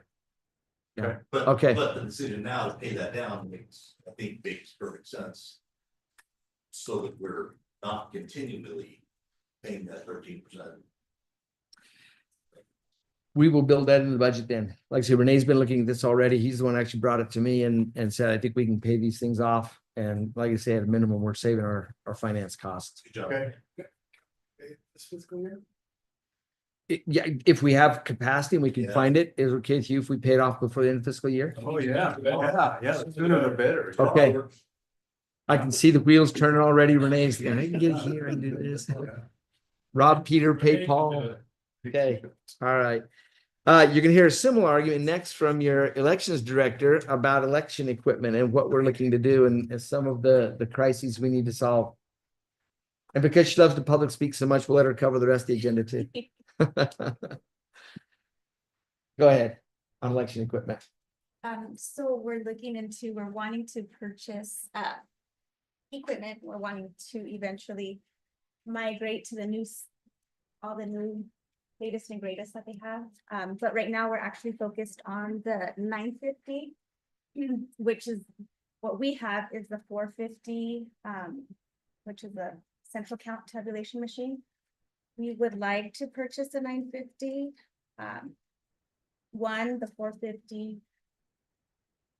In the near future, the compatibility will be none for the software that we get, and we get software about every 3, maybe 4 years that they upgrade the software for our equipment, and the 450 will not be compatible. It still has a couple years that it will be compatible, but I think just trying to purchase the 950 would be better long-term, especially that we would try to go to new touchscreens or new DS200s. But we actually had quite a bit of issues this last election with our 450. We did have to get our service tech come in and fix it a couple of times more than usual. But we would like to try and see if we can purchase that 950. I have applied for 2 HAVA grants, haven't heard anything. And I know, actually, I spoke to our vendor yesterday. We could get credit for the equipment we have. He didn't have numbers on the top of his head, but each equipment that we do purchase, that we Trade trade in, thank you. We will get a credit per machine. How many and what's the price? So the 950, and that's probably what I would. The 950, that's about 136,000. For one? Yeah, so that's the tabulation machine. That is the machine that counts all our, that's our big machine. How long have we had these 450s? That one was purchased in 16. And it's only one, right? It's only One, that's the central. It's just one. That's the central. That's the one you put in, it feeds it and Yeah. whirls it and sorts it. It's 2016, huh? Wow. From my point of view is on the budget side, we've been building up the elections budget for the last several cycles in anticipation of potential litigation, which the bullets were flying everywhere and somehow we missed them. But that doesn't mean it won't be the next time around. But the other thing is we had our tech in, was it like the week before the election. A few days before the election, because just a couple of days. It was right up to the line. And one of our neighboring counties, actually Cochise, their machine went down. And so they had to fly in a machine from Nebraska, have the Secretary of State come down and certify the machine, go through the whole 9 yards. So it's guarding against failure on election day that has us worried. But because we've built up that election budget over the last several years and cycles, we've got some capacity there and also in our capital funds to make the purchase, even in the current fiscal year, that guards against that election day failure, and it's on a good road for probably 10 years or more going forward. Want to get you. Oh, just one. Just one. We want to treat in home. So your 16 model went exactly 10 years. It will cover 10 years. Mhm. Haven't really had issues with it. I mean, just these last 2 election cycles. So we started noticing. And because we know they're end of life obsolete from the company's perspective within the next software cycle. That's our concern. Why wait till then? I mean, Yeah, I mean, I think that's what we have to do. yeah, We hope that the grants pan out. You were talking, but what's the lead time on the 950? We know, I mean, that's the latest. That's their. I mean, how long would it take us to get it? Oh, if we we- commit to purchasing? We have to sign a contract. They'll do a contract and.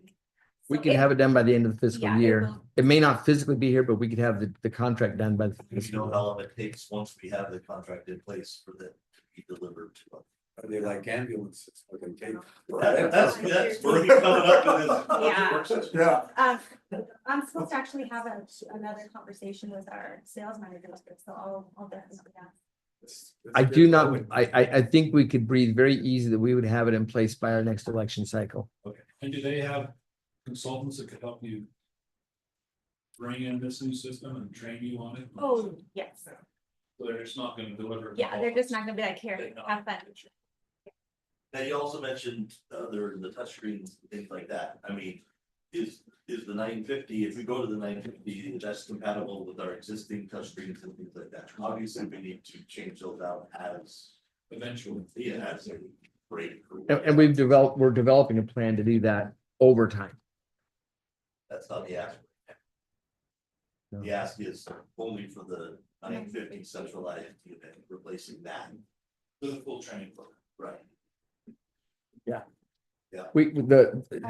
And she always knows the numbers and I described them, the boxes at the place, those are the DS200s. Those are the so the Tabulate. DS200s are the ones that tabulate on site. That's They- what the people interface with. Yes, Yes. they take their little ballot to the touchscreen and they put in that box. Those are compatible and they'll continue to be compatible with touchscreens. Our touchscreens are compatible, so we could work with the 950, nothing new. But we're already developing a plan to start rotating out those DS200s and the touchscreens over time so that we're not coming and having to buy them all at once. I think move forward with that. Yeah, Okay, go for it. we'll do our best to get that done by the end of the fiscal year. Then we got the capacity to do So you it. had some funds in this year. We did. Want to be in the news. I was, Worked out. Bianca, what do I tell our elections group every election?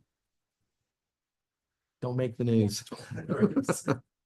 But we won't have to with the new model. And yes, ambulance is next up. Oh, So we should get the one that we purchased next week. We got, Yes. this is the Okay. turnkey unit. this is the turnkey unit. Got it. Yep, with the new refrigerator in it to keep the medicine cold. It should show up next week. I'm gonna let Tony tell the story on the one that's on order and let you know kind of where we're at. Go ahead, Tony. So with the one we had on order over 2.5 years ago, the company has gone through some major changes, is what they're saying. We did get behind on the chassis that we had to get another chassis for because they forgot to order it. But when I talked to the guy a couple weeks ago, he's adamant that we're going to get it this June. He was saying middle to the end of June, but we're going for the end of June. give them a little bit of time. So that's where we're at on that Leave one. them? My first question was which year? Yeah, I've had pictures of it. The box is on the chassis and it's in California now. So I believe we are, but we're kind of talking about if we don't get it in June, we're gonna settle the contract and go somewhere else. Have you spent any money? I mean, have. No, Paid out and you don't pay it. We didn't deliver. correct. Yep. No money out at all. And on roughly 280,000 by the time we pay, no, it's gonna be close to 300 by the time we pay taxes and everything, all right? Should be 250. 250. We have Yeah. 200,000 of that from a United Way grant. We've not used those. We used capital funds to purchase the one that'll arrive next week. But we are very prepared that if June slips, we're already in contact with the Red Sky to try and find out how we Just set. one of Correct, Yes. To get another one from them. correct. Did you mention, Tony, that they forgot to order the chassis? Yeah, that was the original reason why we were pushed back. Yeah. They didn't get the 25 chassis or 24 chassis. Well, that's 2.5 years ago, that'd have been 23 chassis. So we had to get the next year's chassis, which came back to the board and we got the 8,000 more approved for that chassis. Did you let him know that we'll be ending our order at the end of June? I did not, but he does know that we're not happy he's with on all the line. pushbacks, correct? And I'm sure that you sell it to the other Next person. 100 people that are in line to get one. I mean, Maybe because if they're there's- so hard. Maybe if it's not done by Right. June, cancel it and we can buy it. Yeah, so I'm gonna go through. Because it'll be there. That's what we're selling. We've repeatedly expressed how frustrated. Now, a conversation I recently had with some folks at FMI. They asked when we purchased the ambulance, how did you get it and what's wrong with it? And of course, we know it was a demo model. It was off the floor, so to speak. But they experienced the same 2.5 to 3 year cycle that we experienced. So it's not uncommon, but that doesn't make it any less frustrating. So if by some bizarre chance that one comes in June and Red Sky calls us and say, hey, we have one also, we would need to do some budgeting for that. I'm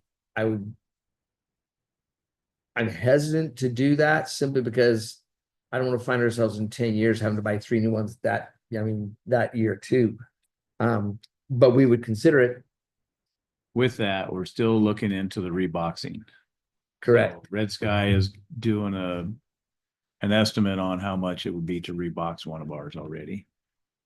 Which is basically replacing the chassis. Correct? Correct, yeah, redoing the box, redoing the wiring, the air conditioning, just refurbishing the whole box, placing it on a brand new chassis and selling it. It's what they say, 70 to 80%. Yeah, it's somewhere the between cost of a around new 70 one. to 80% of the cost of a new. I guess we gotta wait for the one that we ordered. Let it show. Yeah, so Right. And Red Sky has more being made by November. They're the ones they take around and show people. We can do that. If we wanted a Chevy chassis, which we normally stay with, which we don't have to, we'd wait a few more extra months for that. Out of Red Sky?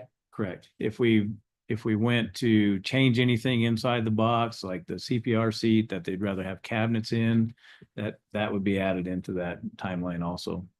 So even with a couple more months added to, say, November or whatever, we're way ahead of going out for a bid and getting the other ones, because the other companies are still at 2 years. we'll see what happens. Yeah, it's not long to wait now, so it's, Just think outside the box. Yep. Okay. Two quick things from the court system, the probation. You recall the model, I say recall, Will doesn't recall, but Supervisor Wern, but the model always was that the counties would front a raise and then the next year AOC would cover that raise, then front another one. So if we gave a 3%, we would pay that 3% for a fiscal year. AOC would then pick that up, and if we gave a 2% the next year, we would cover it for a year and so forth. It's a sort of bizarre leapfrog way. Several years ago, the legislature said, "That's stupid. You're setting our budget for us." And I said, "No." That continued for one more year, and then it stopped. And then Governor Hobbs said, "I'll cover it with federal funds for 1 year." So the 1 year is fiscal year 26. So the raise we approved this time last year, we have covered. And then AOC has federal funds to cover fiscal year 26, starting in July. There's a cliff at the end of that year. It's made worse by the use of federal funds, because at this point, there's no guarantee that if we give a raise this year, that it'll be covered in July of 26 for fiscal year 27. But the money that we expect them to cover in fiscal year 26 may be gone as well. There are literally 15 different ways of how probation is funded. I say different ways. There's different percentages of how much the counties fund. There are some counties that are paying for several probation officers completely, 100%. There's ours where we paid almost nothing, and it's all state funded. The probation belongs to the state. It is a state subset of the courts. And so we've had this discussion every year. We'll get reimbursed. In other words, that raise we gave last year will be covered starting in July. AOC did recently approve a market adjustment for our probation officers.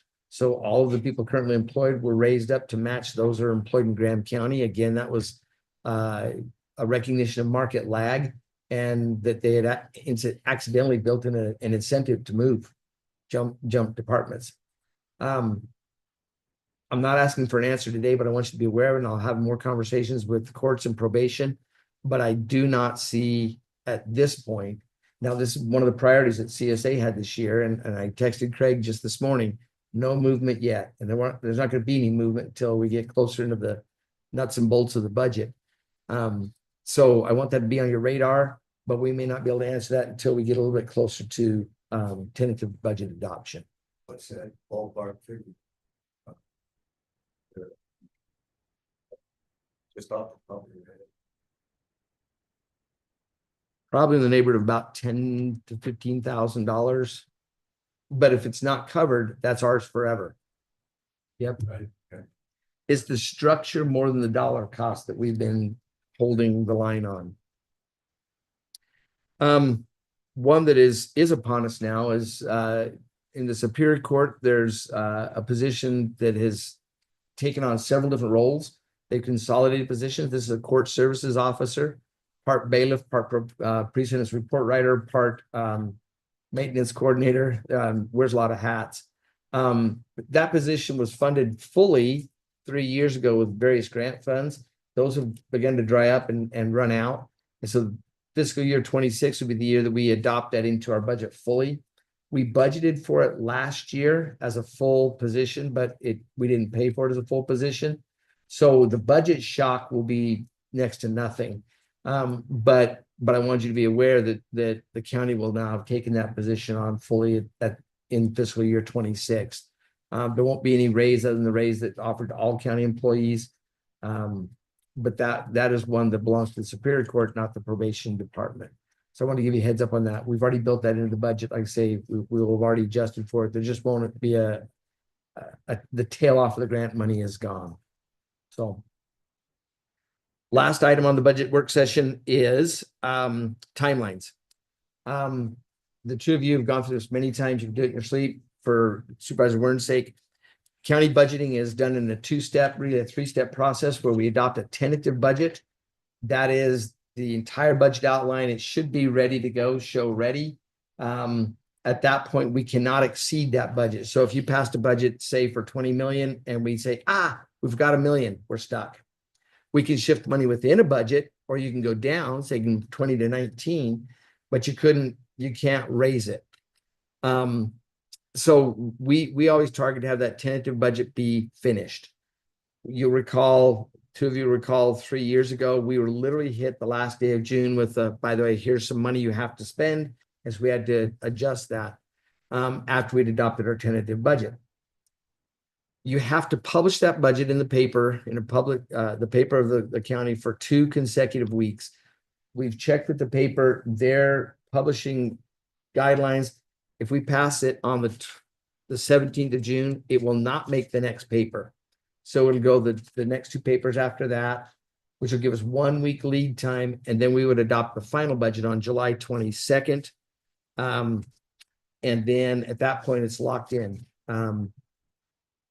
Anything that would change in any major way after that would have to come back to the board for a budget adjustment. We've done those in the past, but rarely. You recall we took some money and paid off part of our PSPRS a few years ago. And then on August 6th, we set tax rates. And then that goes out. We notify various state agencies. There's a whole bunch of interaction with Department of Education, Department of Revenue. Those go out so that Diane can then prepare the tax bills that are due and payable in the first half in November, I believe, and then March. In terms of other meetings, I asked Renee, he said, I think we're ready if we, if we had to adopt the budget day, we can do it. We're going through and fine tuning some things. We'll make the adjustments we talked about today. I am gone there most of the rest of this week and next week. We can meet if you wanted to on the 15th. I doubt we'll have a lot more substance to give you then. Our next board meeting is on the 20th. We will try to have a near ready budget for you at that point.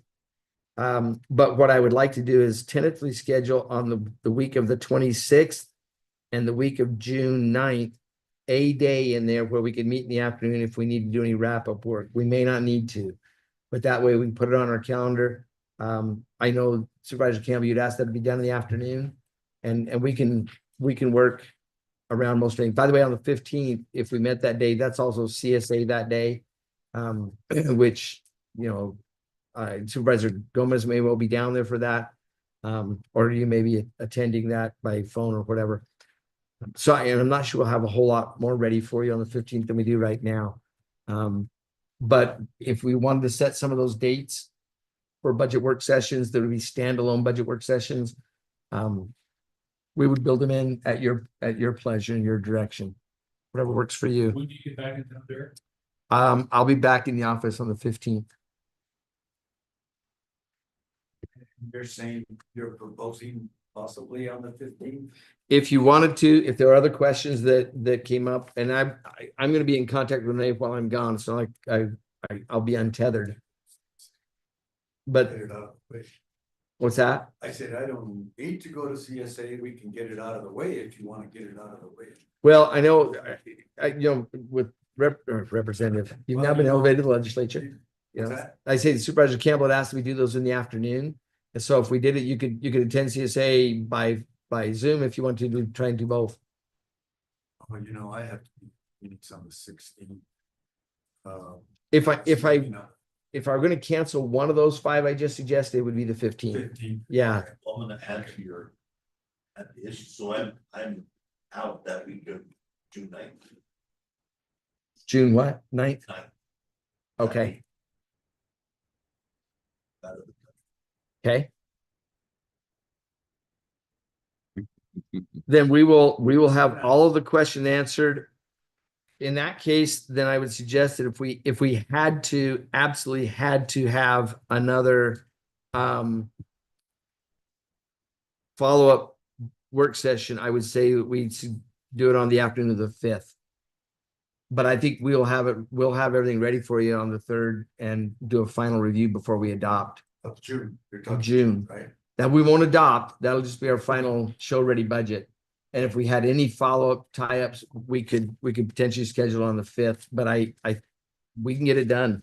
You agree, Renee? Yes. What can we do on the afternoon of the 20th? June 20th? You want to do one first? Oh. The tentative? And then you want to have a finalization meeting, so you want to have 2, right? Yeah, that's a good point, because the 20th, we have a meeting and we can do it right The after the afternoon, meeting. the 20th, Of May. the preliminary, right? Uh-huh. Then you said June 3rd. So I'm suggesting that we schedule a budget work session as part of our normal board meeting on the 20th of May. That we look at the following week, sometime that week of, it's Memorial Day, we're out, so it would be the 27th, 28th, or 29th. To do a follow-up, and these, if we get all the questions answered, then we would simply say we don't need it. On the 20th, we get them all answered. If we get them all answered, and then we would have a show-ready budget for you on the 3rd of June at our regular board meeting. And then if there were any last-minute questions we need to answer, we would schedule that for the 5th, tentatively. So that what time of the meeting be on the 20th, the budget review? It would be right, it would be part and parcel of a regular Part of meeting. our regular. And if we I needed, haven't been around, how long do those reviews usually take? 2 or 3 hours? we try to break it up so they're about this, same amount of time we've taken today. We've had some that have gone for a couple of hours, but we've had some really thorny questions, but we've gotten most of our questions answered, I believe. We're still meeting with few electeds, but we're not expecting any surprises there. So, Okay, I think that's a good plan. okay, So the 20th, we get covered, whatever we can possibly cover. Then we'll still meet on the 3rd, yes. possibly adopt the tentative. Well, we'll adopt the tentative on the 17th as scheduled. Right. So, and that way, any last minute directives or changes we need to make, we'll have plenty of time to make them before we adopt the tentative budget on the 17th. And then that gives us plenty of time to publish. Put all this in an email. I will. Okay. And just, you know, I won't be out of town. So, wow. So will I. Okay. Okay. Yeah, got it. Good. I'll be poolside, okay? I will send you an email summarizing all of that, and that's all I have on. And that's it on the budget work session. That's all I've got. Thank you. We covered a lot of ground today. Okay. So that's it for budget work session, right? Yes, number 8 is done. Okay, now I'm on number 9. Get me straight, okay. Derek Garcia, County Administrator and Bianca.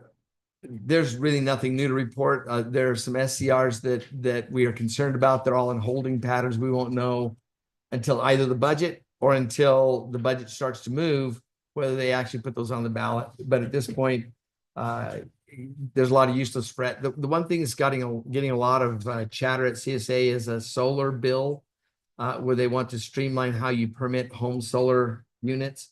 We're not really difficult to work with anyway, so I haven't spent, none of us have spent a lot of time on that. But it's quite a hot topic in some of the other counties, and it's garnered a lot of attention. But for us, there's not a whole lot else to report out at this time.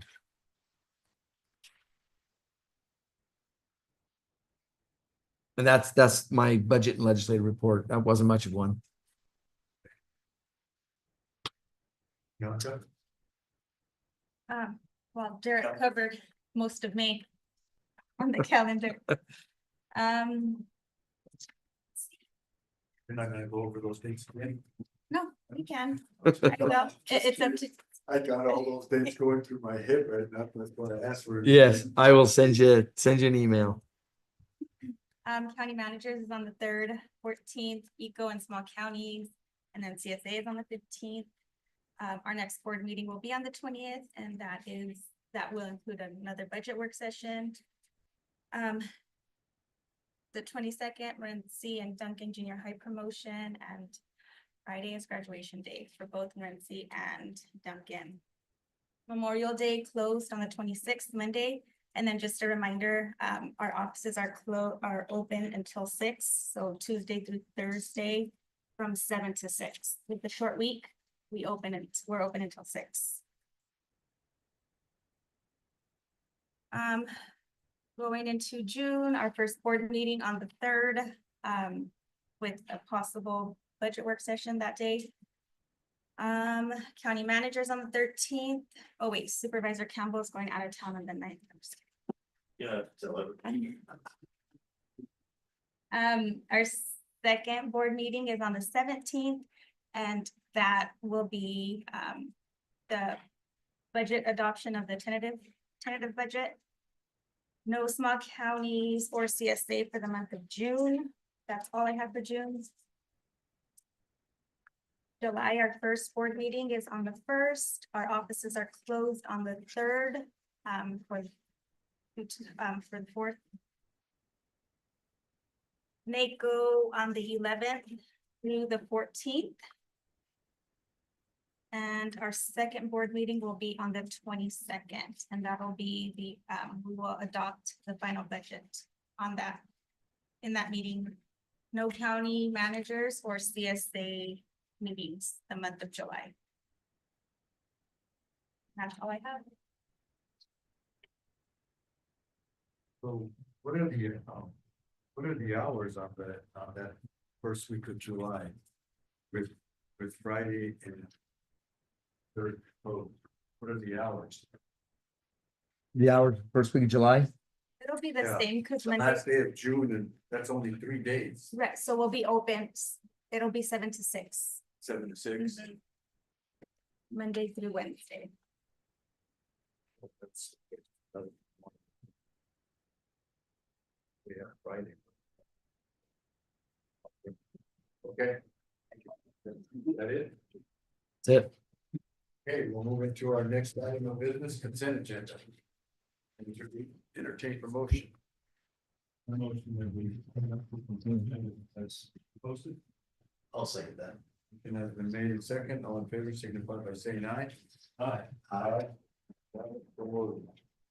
Okay, so moving to our next item of business. Supervisor reports. Anybody have anything to report? I don't this week. I currently do not have any. I don't either, so we're moving to our next item of business. Do we want to take a 5-minute break? Okay, 5-minute break and we'll continue on item. I know. Nice and toasty there. Yes.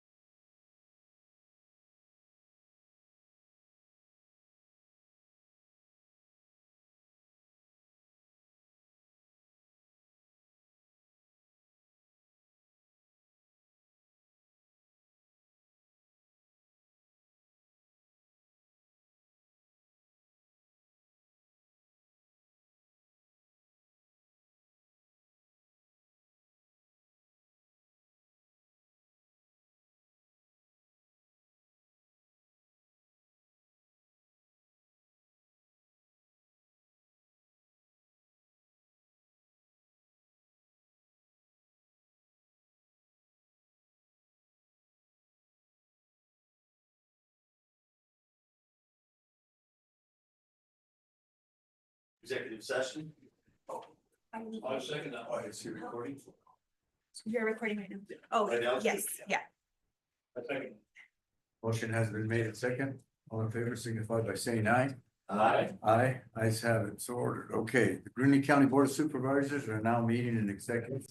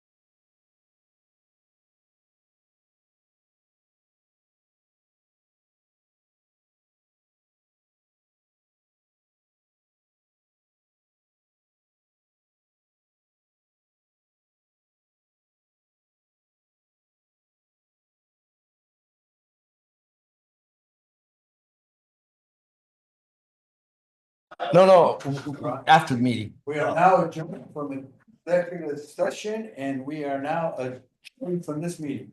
All right.